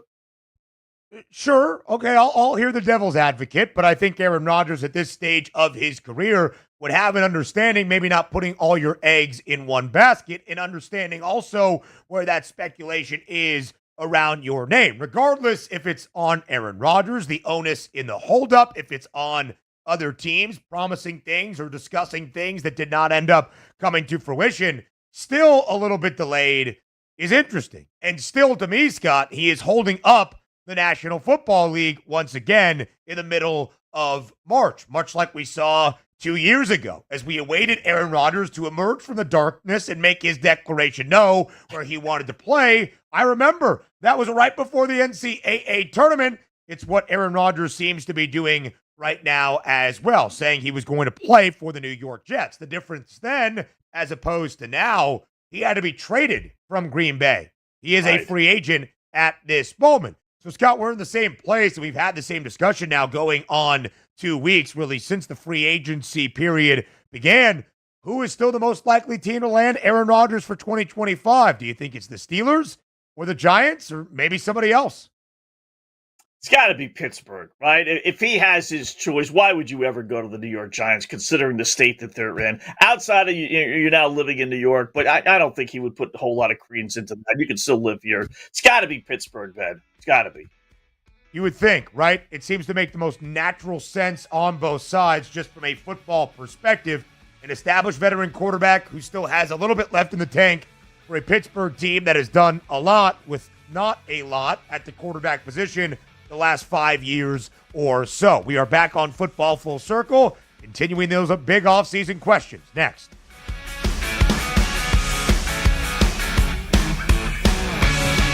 Four out of 5 scientists agree it's smarter to be on SportsGrid, and we're pretty sure that one scientist is still a virgin. He just gives that vibe. This is the SportsGrid Radio Network. President Donald Trump and Russian President Vladimir Putin agreed to an immediate pause in strikes against energy and infrastructure targets in the Ukraine war. The Russian leader stopped short of backing a broader 30-day pause in fighting that the U.S. administration is pressing for. The White House described it as the first step in a movement to peace it hopes will eventually include a maritime ceasefire in the Black Sea and a full and lasting end to the fighting. A thief who swiped a golden toilet from an English palace was convicted Tuesday, along with an accomplice who helped cash in on the spoils of the 18-karat work of art insured for nearly £5 million. Michael Jones had used the fully functioning one-of-a-kind latrine as he did reconnaissance at Blenheim Palace, the country mansion where British wartime General Winston Churchill was born the day before the theft. He returned before dawn on September 14, 2019, with at least 2 other men armed with sledgehammers and crowbars. They smashed a window and pried the toilet from its plumbing within 5 minutes, leaving a damaged flood in their wake as they escaped in stolen vehicles. I'm Trey Westerberg with the SportsGrid News Flash. Working as a dedicated Fidelity advisor, I always ask, what's important to you? I'll look at those priorities and goals alongside your full financial picture to build a comprehensive plan designed to help grow and protect your wealth. With proactive portfolio insights and an eye on taxes, I'm here to help you make the most of your money. I'm Laura Maxwell, and I'm a dedicated Fidelity advisor. Learn more at fidelity.com/wealth. Investment minimums apply. Fidelity Brokerage Services, LLC, member NYSE, SIPC. Progressive knows there are some surprisingly expensive things in life, like frames. Because you found a classic 70s concert poster. But when you went to get it framed, you realized the frame will cost about 4 times the amount of the poster. Which is actually absurd because no one will be looking at the frame, and if they are, then you severely overestimated how cool this poster is. But then you remember by switching your home and auto to Progressive, you could save hundreds and put it towards a classic 70s concert poster in an absurdly overpriced frame. Progressive Casualty Insurance Company, affiliates, and other insurers. Not available in all states. There's something you should know and always remember. SportsGrid does not increase luck. We're your unfair advantage for the latest sports gaming information. If you're looking for luck, go find a horseshoe. This is the SportsGrid Radio Network. You're listening to Football Full Circle with Scott Wetzel and Ben Stevens. Live right here on Football Full Circle, it is FFC, the quarterback conversations early in the offseason around the National Football League. Scott, we were just talking about Aaron Rodgers before the break. That's where the conversation remains. It's interesting now as we go through the offseason to get additional markets and odds associated with every NFL team. Super Bowl prices first, conference championship numbers next, and then divisional odds, which have come out rather recently. The Pittsburgh Steelers, Scott, we know the story in the Steel City for nearly 2 decades now under Mike Tomlin. Never worse than 8 wins, never a losing season, and they've even been a playoff team for the last 5 years, whether it was the tail end of Big Ben's tenure, which wasn't overwhelmingly impressive offensively, whether it was Kenny Pickett, Mason Rudolph, Russell Wilson, Justin Fields. This is a Steelers team that has found their way into the postseason 4 of the last 5 years. There's a 7-1 price right now on Pittsburgh to win the AFC North. We don't have a win total yet. We don't have a playoff price associated with the Steelers, but it gives you some sort of context within their own division, which we know is one of the most competitive in all of football. Scott, if the Steelers were to add Aaron Rodgers at any point this offseason, would it move the needle for you? Would it change your outlook? Would it make you more optimistic about the Steelers at all? No, because and I'm counting on them re-signing Russell Wilson if they don't get Aaron Rodgers. Is there a difference? Maybe slightly, maybe with Aaron Rodgers, but ultimately I think that, the team would have the same kind of outlook. Maybe make the playoffs, first round and out. Maybe if things fell the right way, win a first round game, but I really don't even think that. I think they would be a first round and out. So they would just, to me, Ben, be delaying the inevitable. I mean, sooner or later, somewhere along the line, you have to bottom out. I looked it up. It really is amazing. Outside of bad quarterbacks, you can count on one hand how many starting quarterbacks in the NFL weren't drafted in the first round, and mostly, and nearly all of those in the top 10. I mean, again, outside of just bad quarterback, the Aiden O'Connells of the world. But, if you take a look at the top 20, 25 quarterback, all first-round picks, all in the first round. So you have to bottom out. You just do. Listen, that's a great, honor being able to have a winning record for almost 20 straight seasons. I get that. But because of that, you're not bottoming out.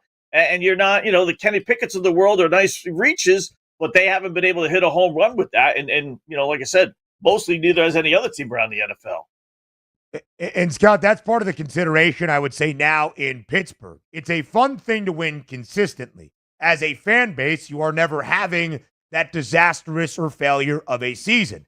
But then you win 10 games, you get to the playoffs, and you're a 7.5-point underdog, and you lose by 17 without really any chance of anybody thinking you can be remotely competitive in that game or go on a run to win a conference championship. And there is only so much good tidings and good grace that consistently winning can bring you, especially when you are an organization like the Steelers. We said this at the end of Pittsburgh's season in 2024.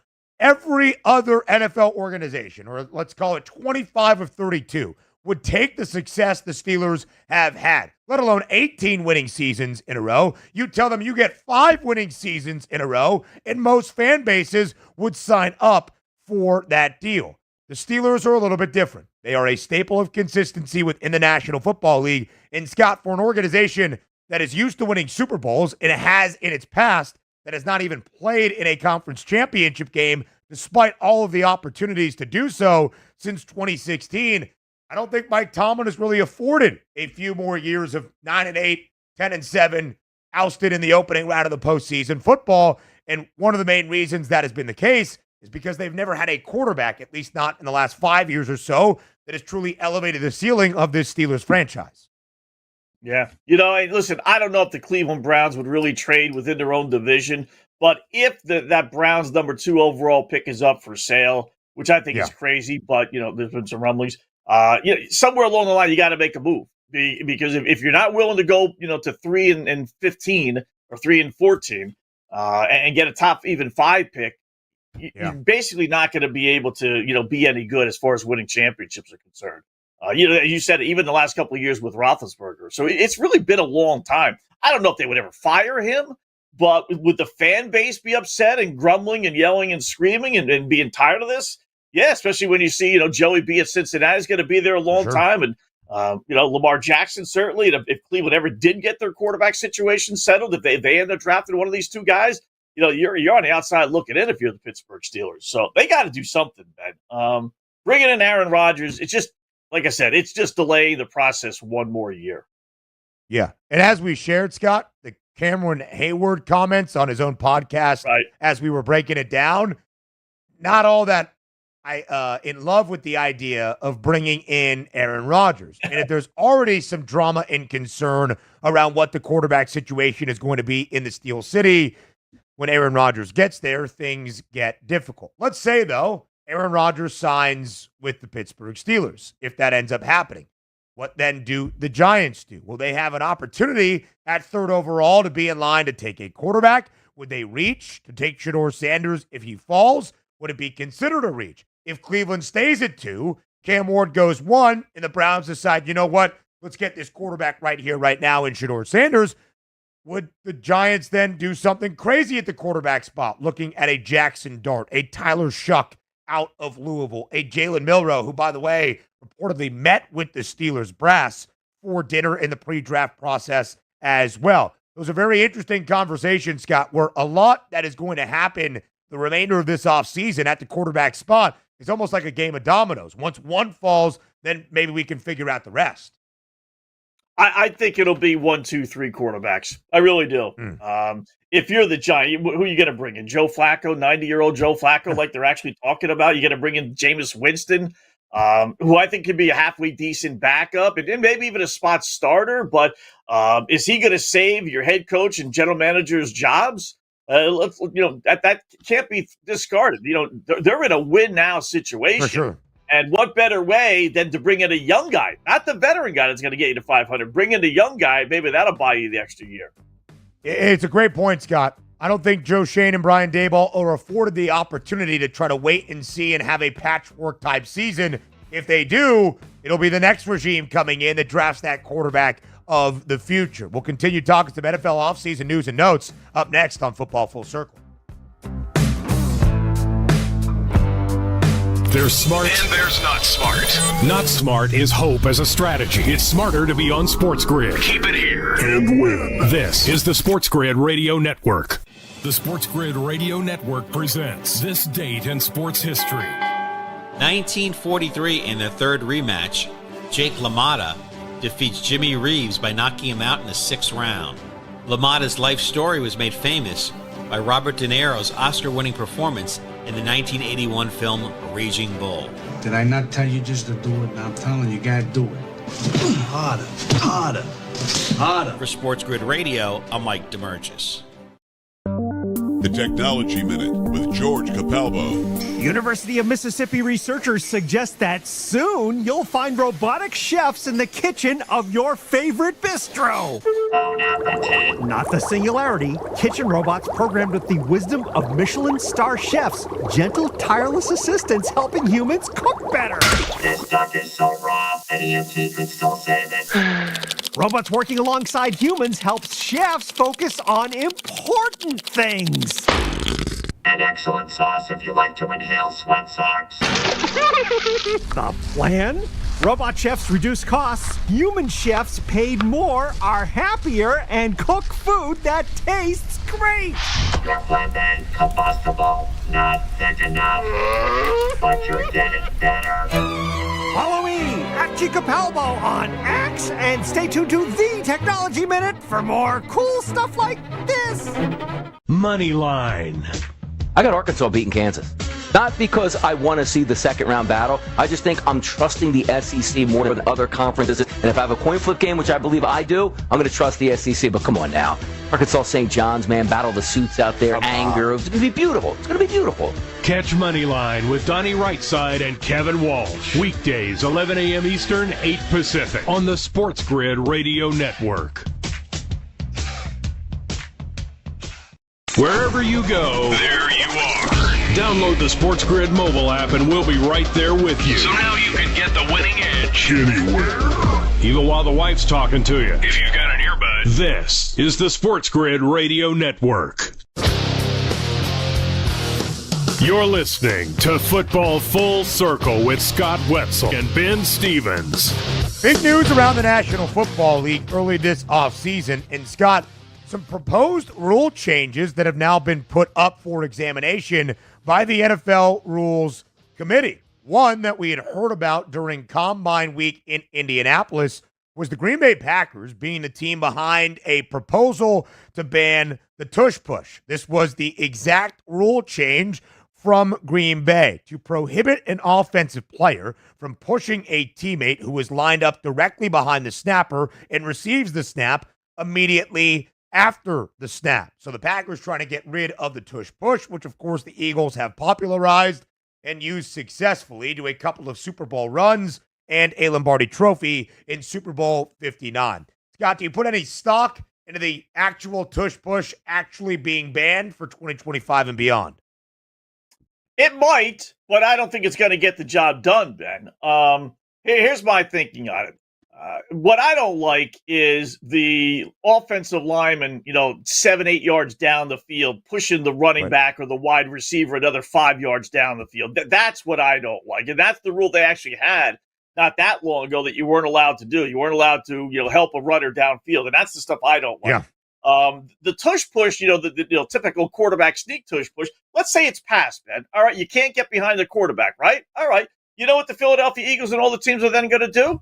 They're going to put 2 offensive linemen or fullbacks in the backfield to the right, 2 offensive linemen or fullbacks in the backfield to the left of the quarterback, and they're going to push the offensive lineman forward, and then the quarterback's just going to go behind them. You're going to get a different variation of the tush push. Yep. No, they're not going to push the running back. They're just going to push the offensive lineman. And when you only need a yard, half a yard in most of these cases, it's going to get the job done anyway.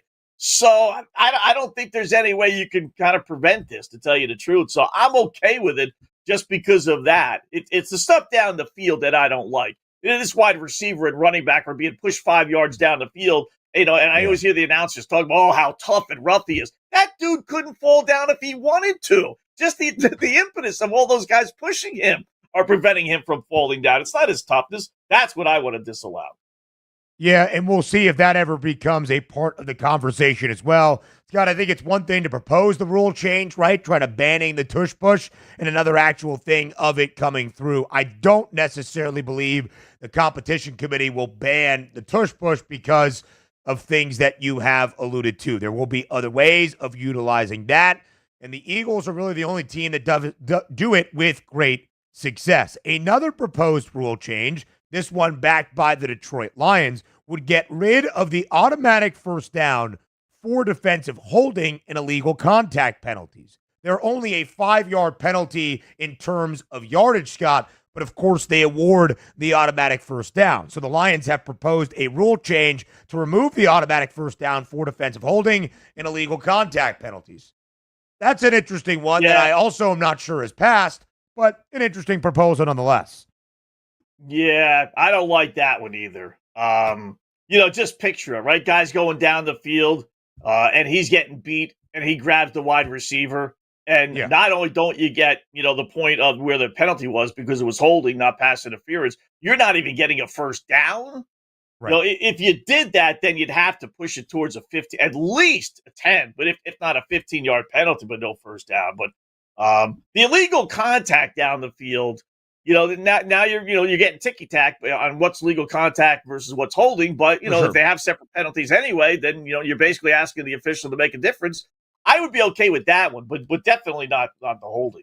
And I'll tell you, Ben, back to the push-tush real quickly. If they really wanted to kind of solve it a little bit, is you just have to tell the officials, listen, as soon as forward progress is stopped, boom, you got to be quick with the whistle. Don't allow these guys to be pushing for 2-3 seconds and then eventually push the guy forward. Just tell the officials to really, concentrate on once forward progress is stopped, boom, that's it. Yeah, it would be really interesting, Scott, to try to find some loopholes in that rule and how the competition committee will deal with it. I think it will be a part of the speculation each and every offseason. Not sure there will be a ban. The illegal contact and the defensive holding is interesting because I think any time in football you see a yardage penalty of 5 yards but an automatic first down, it almost feels more like a bummer. When you have defensive PI, it's like, all right, well, we were 30 yards down the field and he absolutely hammered the guy before the ball even got close to being up for grabs. That makes sense. The defensive holding and the illegal contact can also be almost be more of that, kicking the you-know-what because of where it takes place on the field and how close in proximity it can be to the line of scrimmage. We'll talk about some new additions in new places and what they had to say meeting the media for the first time. Cooper Kupp in Seattle, I guess not new additions, but how happy are T. Higgins and Jamar Chase in Cincy? Find out next. The Winning Edge. You've got it. But not everybody has it, because not everybody listens to us. But we're working on that. This is the SportsGrid Radio Network. Progressive presents the SportsGrid Sports Flash. I'm Chuck Sanders. NCAA men's basketball first four action on Tuesday. South Regional, North Carolina cut by San Diego State 95-68. And the other first four matchup, Alabama State nipped St. Francis of Pennsylvania 70-68. So the Tar Heels move on. They get the 11th seed in the South. They'll take on 6th seed Ole Miss this Friday afternoon. Alabama State gets the 16th seed. They move on to face Auburn. That game's tomorrow afternoon just before 3 o'clock Eastern. First four matchups today. In the East region, American University takes on Mount St. Mary's. The winner moves on to face top seed Duke. That game's in Raleigh this Friday afternoon. The other first four matchup today has Xavier battling Texas. In the Midwest region, the winner gets the 11th seed and will face the 6th-seeded Illinois, fighting Illini this Friday night. Bundle auto and home, renters, or condo, and save with Progressive. That's the SportsGrid Sports Flash. I'm Chuck Sanders.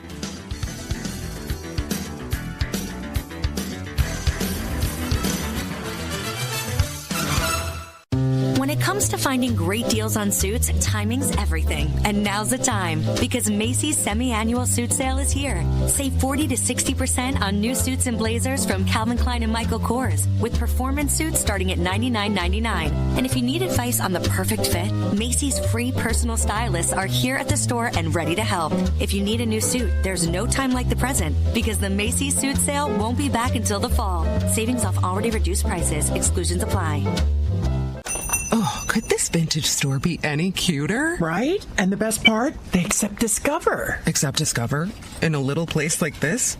I don't think so, Jennifer. Oh, yeah, huh? Discover's accepted where I like to shop. Come on, baby, get with the times. Right, so we shouldn't get the parachute pants? These are making a comeback.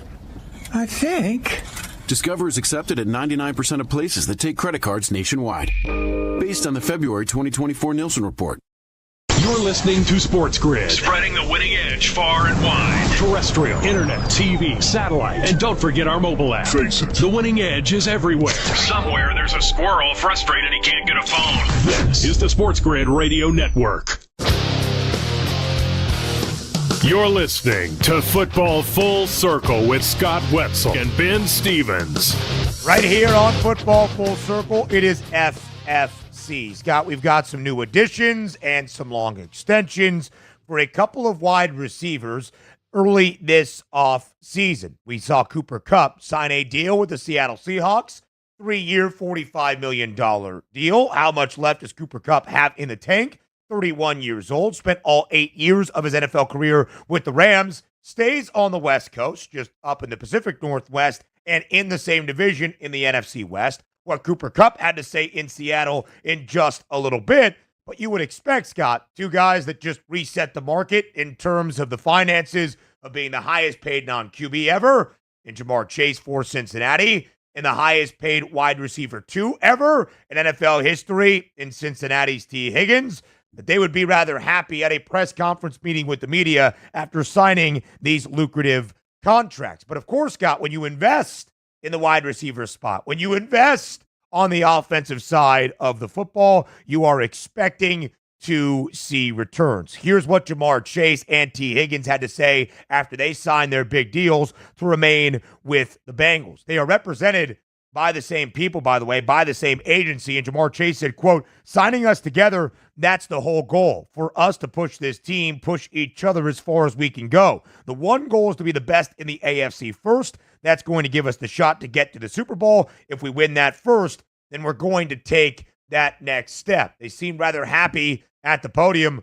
And why wouldn't you be when you're making more than $40 million a year and with incentives potentially up to $30 million annually as well? I heard a quote yesterday from T. Higgins as well. Watched a little bit of the press conference where he gave the proverbial, well, it wasn't about the money. It was about, getting back there with Jamar Chase and Joey B, right? I wanted to pull a Tracy Morgan and just gag all over the place. What are you kidding? It's not about the money. Really? We went through 2 years of negotiating and threats, and I went out and this and that, and it was all about getting the band back together again. It wasn't about the money. Really, T? Yeah. Well, I wish these guys would just come out then and just say, yeah, it was about the money. You know what? I wanted a certain amount.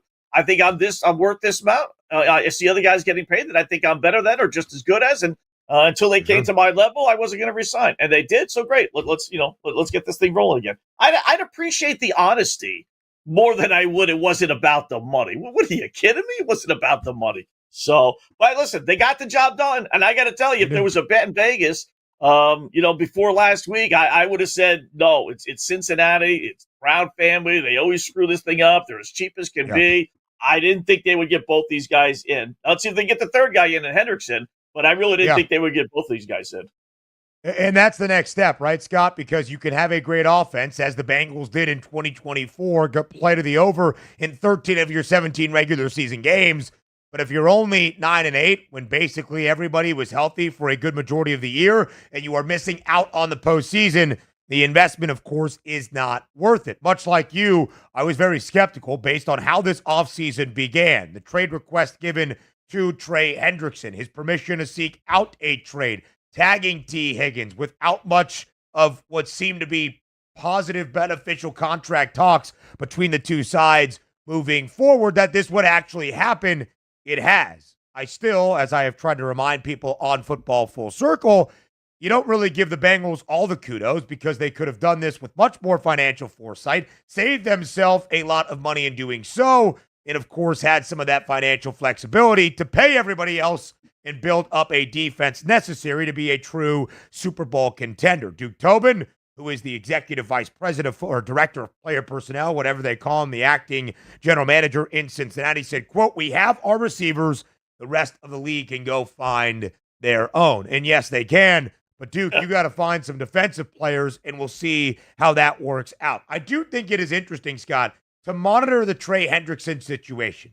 He wants to be in Cincinnati.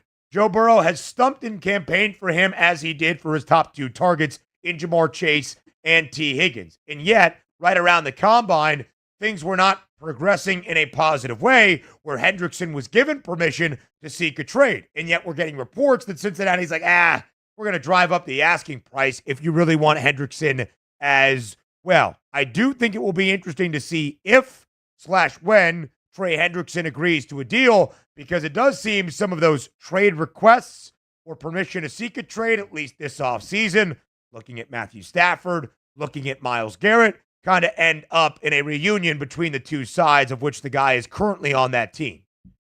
And what did those teams accomplish except cost themselves more money?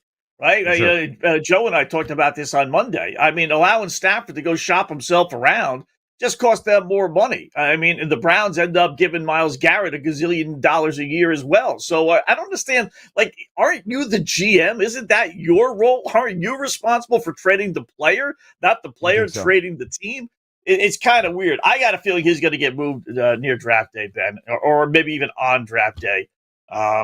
If they end up paying him after paying these two guys and paying Joey B, that would be so unlike the Cincinnati Bengals franchise. It really would. I got a feeling he's going to be going for a number one somewhere along the line. The Bengals would just say, all right, we got to reload on defense. That's just, there's only so much money in the well in order to give out, even though you can find a way to get it done. You can defer things, make it a super long contract, backload the contract. There are plenty of ways to get it done if you really want to get it done. I don't think they do.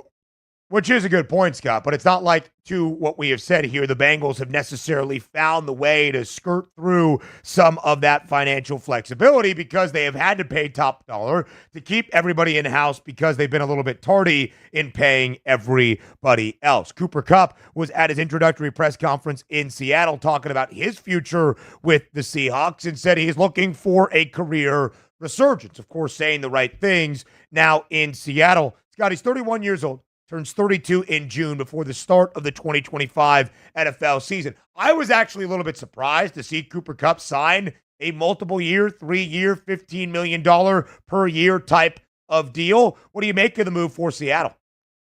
Yeah, I'm a little surprised he got that much as well. Because they were basically shipping him out of town last season. Remember, we talked about the rumors about how he was available in trades when the trade deadline came. And most of us were like, well, that's kind of weird. Why would the Rams do that? And now here we are off season later, and they basically, got rid of him for nothing. So I'm going to count on the Rams knowing what they're doing versus, Seattle knowing what they're doing.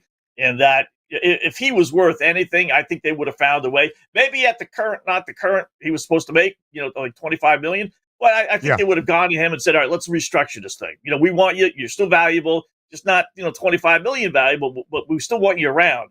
And they didn't do that, obviously. So good for him to get the contract, and I will say at least Seattle's trying. They're not just sitting there holding on to their hands and saying, okay, whatever, here we are. I mean, they're bringing in Sam Darnold. You can make your debate that's good or bad. Bringing in Cooper Kupp, make your debate good or bad. But at least, they're trying, which is what, you can't say about a lot of teams. Yeah, it is interesting, Scott, right? Cooper Kupp played his college football at Eastern Washington. He is from Yakima, Washington as well, if I'm pronouncing that town correctly. I think it is, in Washington State. So he's kind of back near his home.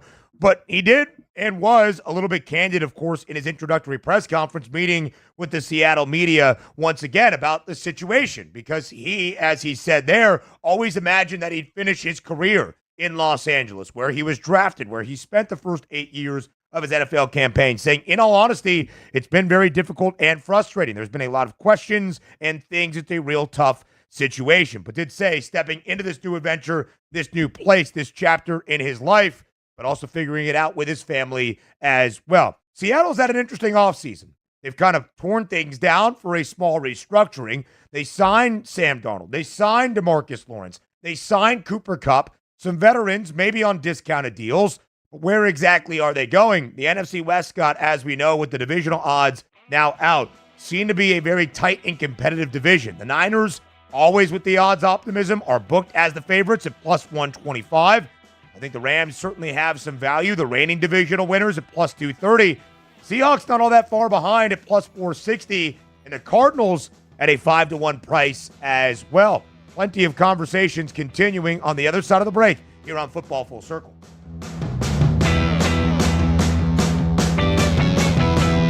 We're not saying every SportsGrid listener is a legend, but you might start thinking about who's going to play you in the movie.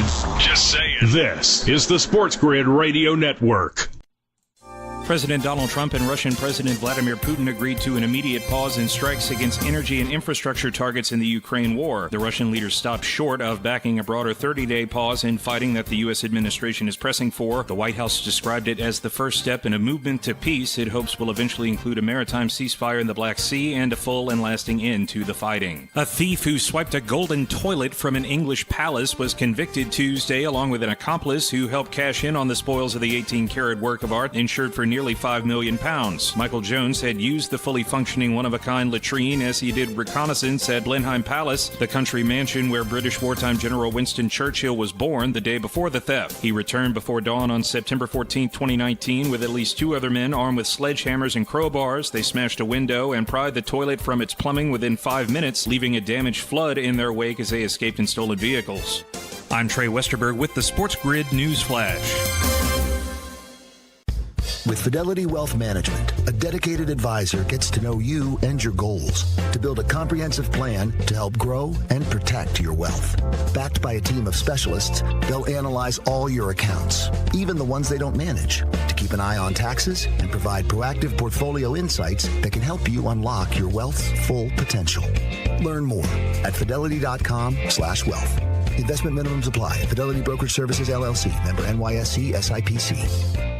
Progressive knows owning a home can be hard, but not always. Like when you're relaxing on your patio, enjoying a nice, quiet evening. So quiet. Except for the sound of the neighbor's party. Which you said you'd go to if you weren't busy. And your quiet night on the patio, that's not exactly busy, is it? Maybe you should just stay inside. At least Progressive's Home Quote Explorer lets you easily compare rates, so shopping for insurance is the easiest part of owning a home. Progressive Casualty Insurance Company affiliates and third-party insurers. Comparison rates not available in all states or situations. Prices vary based on how you buy. Ask any player and they'll tell you any advantage is important. That's where we come in. SportsGrid delivers gaming strategies and analysis 7 days a week. The winning edge. It's your advantage to more winning more often. This is the SportsGrid Radio Network. You're listening to Football Full Circle with Scott Wetzel and Ben Stevens. Live right here on Football Full Circle. It is FFC. At every stage of the offseason, you have more markets available to bet for a team's outlook moving forward into a new year. That is the case now for 2025. And Scott, right before the break, we were talking about the NFC West, where Seattle kind of fits in things with an intriguing offseason in some of the additions and, of course, the subtractions the Seahawks have made. Plus 125, again, the number on the 49ers. The Rams at plus 230. San Francisco, the favorite. LA, the reigning champs. And a little bit of market movement here, where the Seahawks have moved back ever so slightly by a few cents from their initial price, and where the Cardinals stand currently as well. Both Seattle and Arizona, Scott, tied for the either third best price or the longest number, depending on how you want to conceptualize it, plus 490. But rather tightly compact within the NFC West for a division where I'm not sure anybody has a win total worse than 7.5, and that will probably be the floor, it would seem, around the NFC West this upcoming season. Yeah, that's actually, and listen, if you like value, I hate that phrase, right? But if you want value, you take a little flyer on Seattle. Just because I don't think there's any team in that division that's head and shoulders above anybody else. And if you want to go on potential, right, let's look at the positive. The positive is Sam Darnold picks up where, he did last year outside of those last 2 games, and he's turned his career around, and he's a bona fide NFL quarterback. Got a terrific running back tandem in the backfield. Defense isn't horrible. Obviously, your wide receiver room, you need some help, even with the signing of Cooper Kupp. That's decimated. Right. So you get a little, draft a wide receiver too. Kid out of Texas maybe falls into your lap. At plus over 2-1, 3-1, that's not bad. I would take a flyer on them. I like them better than I do Arizona. I'm done with Arizona and Kyler Murray. I just forget it. To me, it's just not happening. It just isn't with him.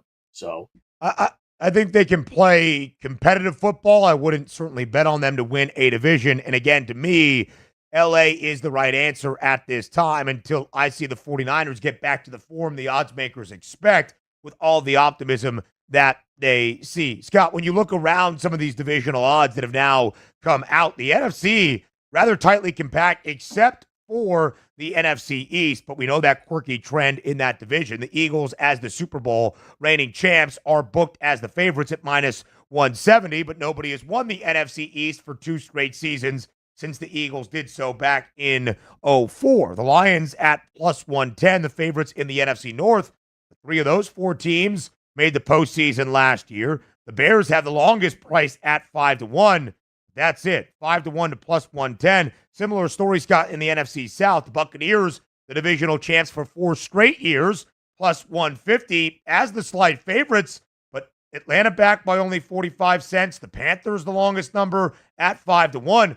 3 of the 4 divisions, Scott, within the NFC. All 4 teams are separated by fewer than $4. So we're expecting some pretty tightly contested divisional races this upcoming NFL campaign.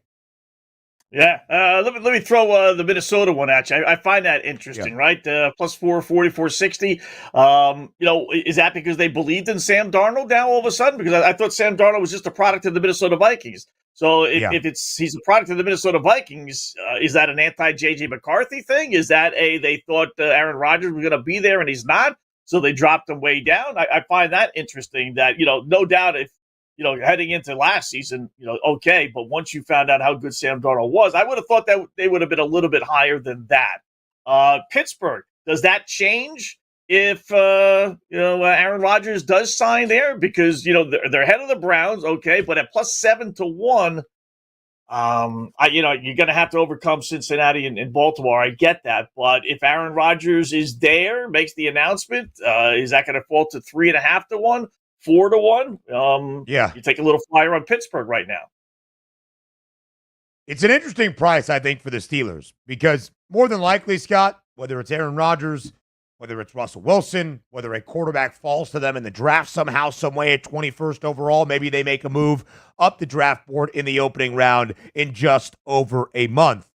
The Steelers are going to probably be on an in the hunt graphic in December. They're probably going to be above 500 in December. There might be a chance they are even in the running for the divisional crown within the AFC North come December, as they were this past year, of course, nearing Christmas on a heater and then dropped their final 4 games of the regular season. Is that 7-1 price going to be there all along?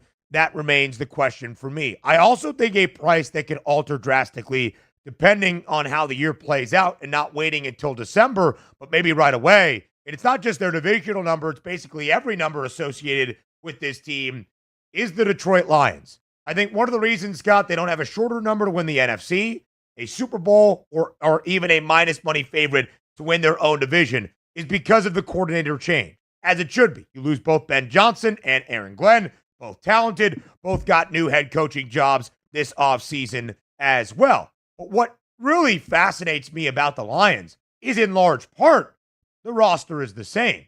Your key contributors are all back, and they have been locked up in extensions for quite some time. And the head coach in Dan Campbell remains in the Motor City as well. I think it is expecting there to be a coordinator drop-off in terms of how crisp things look for Detroit in 2025. But Scott, if there's not that much of a fall-off, and if the coordinators now pick up where Ben Johnson and Aaron Glenn left off, I don't think that Detroit price in a plus money way will be there all that deep into the NFL season to win the NFC North. Yeah, I wouldn't think so either, but, you wonder, has their window opened and closed that quickly? Right. I mean, it's only been 2 years, right? I mean, 3 years ago, they were one of the worst teams in the NFL. Then they had the magical run 2 years ago. Everyone's on their bandwagon this season. And this season, turns into a disappointment when you consider their playoff performance. And now it's like you lose the coordinators. It's like, oh, yeah, been there, done there with the Lions. You know what? They can't get it done. Jared Goff isn't any good. Blah, blah, blah, blah, blah. Let's move on to another team, whether it's the Bears or whether it's the Packers or whether it's the whoever in that division and around the NFC. So it's almost like we've been down that road with the Lions already. So we don't believe in them anymore. That's a pretty good price. Tough division. It is. But that's still a pretty good price because I think they're head and shoulders better than everyone else. I would agree. Competitive division, there's no doubt about it. But at least on what we have seen the last 2 years, Detroit should have a larger gap than they do in the NFC North, at least the way that we think about the Lions now. Plenty more coming your way on Football Full Circle. On the other side of the break, time to talk some NFL draft odds next. Luck is winning the lottery. Strategy is settling your divorce before cashing in the ticket. It's smarter to be on SportsGrid. Get the winning edge. This is the SportsGrid Radio Network. SportsGrid TV and radio networks are the premier streaming video and audio channels dedicated to serving the sports wagering audience. Found on major smart TV platforms and streaming on SportsGrid Radio and Sirius XM Channel 159. SportsGrid's real-time data, expert commentary, and entertaining analysis transform viewers into informed sports enthusiasts. Our weekday radio lineup begins with the early line at 8 a.m. Eastern with Ben Stevens and Donnie Rightside. Donnie joins Kevin Walsh on Moneyline at 11 a.m. Eastern, followed by Football Full Circle at noon Eastern. Kaplan and crew join the party at 1 p.m. Eastern, and Pharrell Coast to Coast keeps things rolling from 3 to 6 p.m. Eastern. Get in the mix with Kevin Walsh and Game Time Decisions at 6 p.m. Eastern. Evenings simmer with Carver and Lisi, then boils over with Gabe Moritzi on Sports Rage Late Night at 10 p.m. Eastern. To find out where to find SportsGrid that's best for you, go to sportsgrid.com. It's smarter to be on SportsGrid. Imagine combining the exciting investment opportunity of cryptocurrencies with the power of artificial intelligence to maximize your IRA, 401k, or other investment funds. Listen, if you're looking for ways to accelerate your retirement growth, Block Trust IRA has market-leading strategies and solutions for all levels of investors, from $1,000 to millions. And they partner with Bitcoin Magazine's #1 crypto trading fund in the world to maximize your returns. Plus, their team of IRA specialists is here to help you roll over your IRA or qualified retirement account to the new world of cryptocurrency investments. So make this free call right now to set up your account and learn more. 800-434-5313. 800-434-5313. 800-434-5313. That's 800-434-5313. Think of us as your cool roommate that has this innate gift of somehow always picking winners and never bugs you about doing the dishes or paying rent. Sports gaming strategies and information 24/7. Get the winning edge. This is the SportsGrid Radio Network. You're listening to Football Full Circle with Scott Wetzel and Ben Stevens.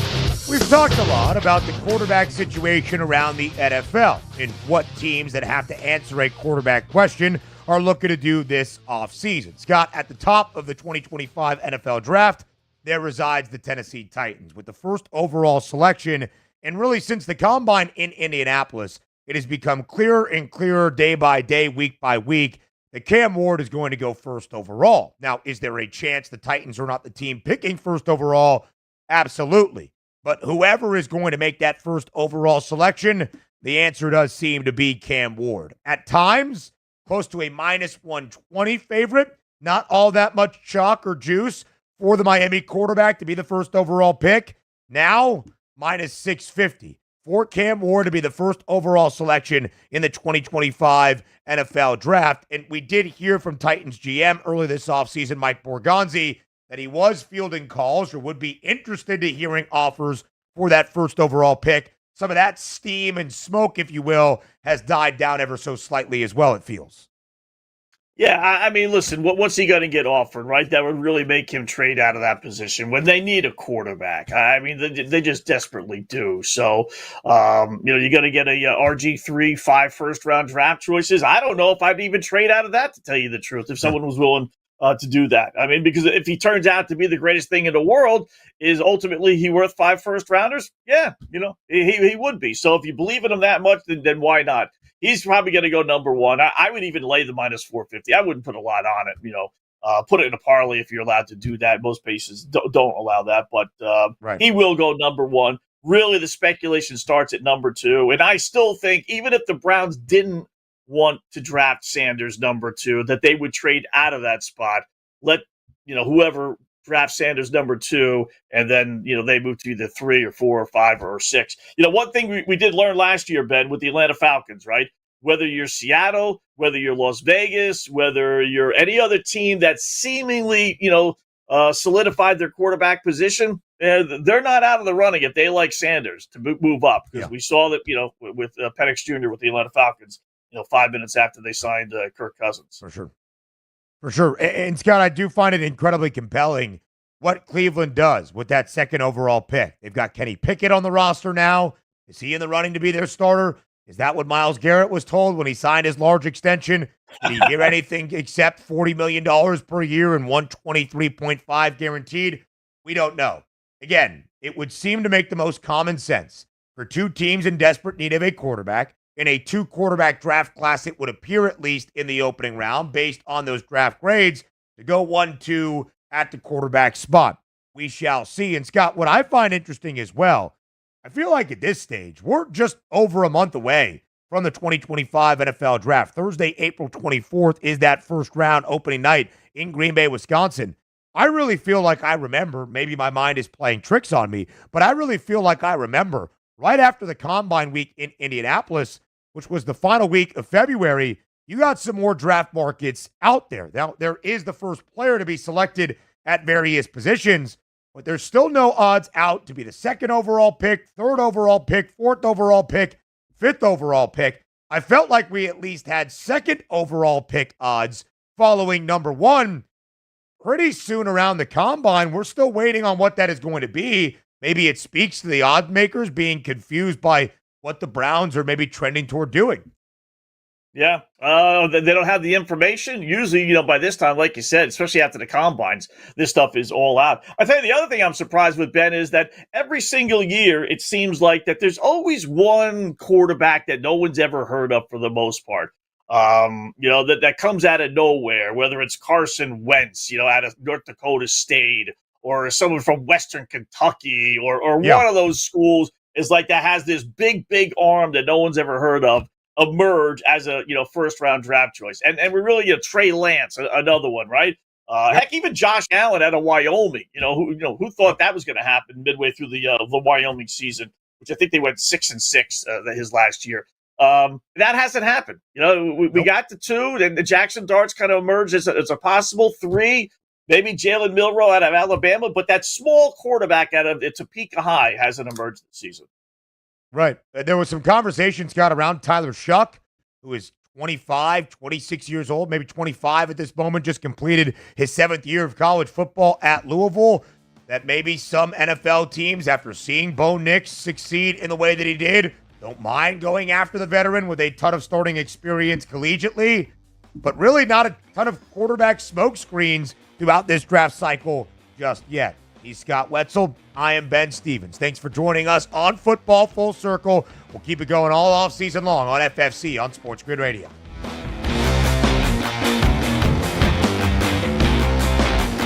Now you've done it. You found the advantage for gaming, odds, and more. But we call it the winning edge for short. This is the SportsGrid Radio Network.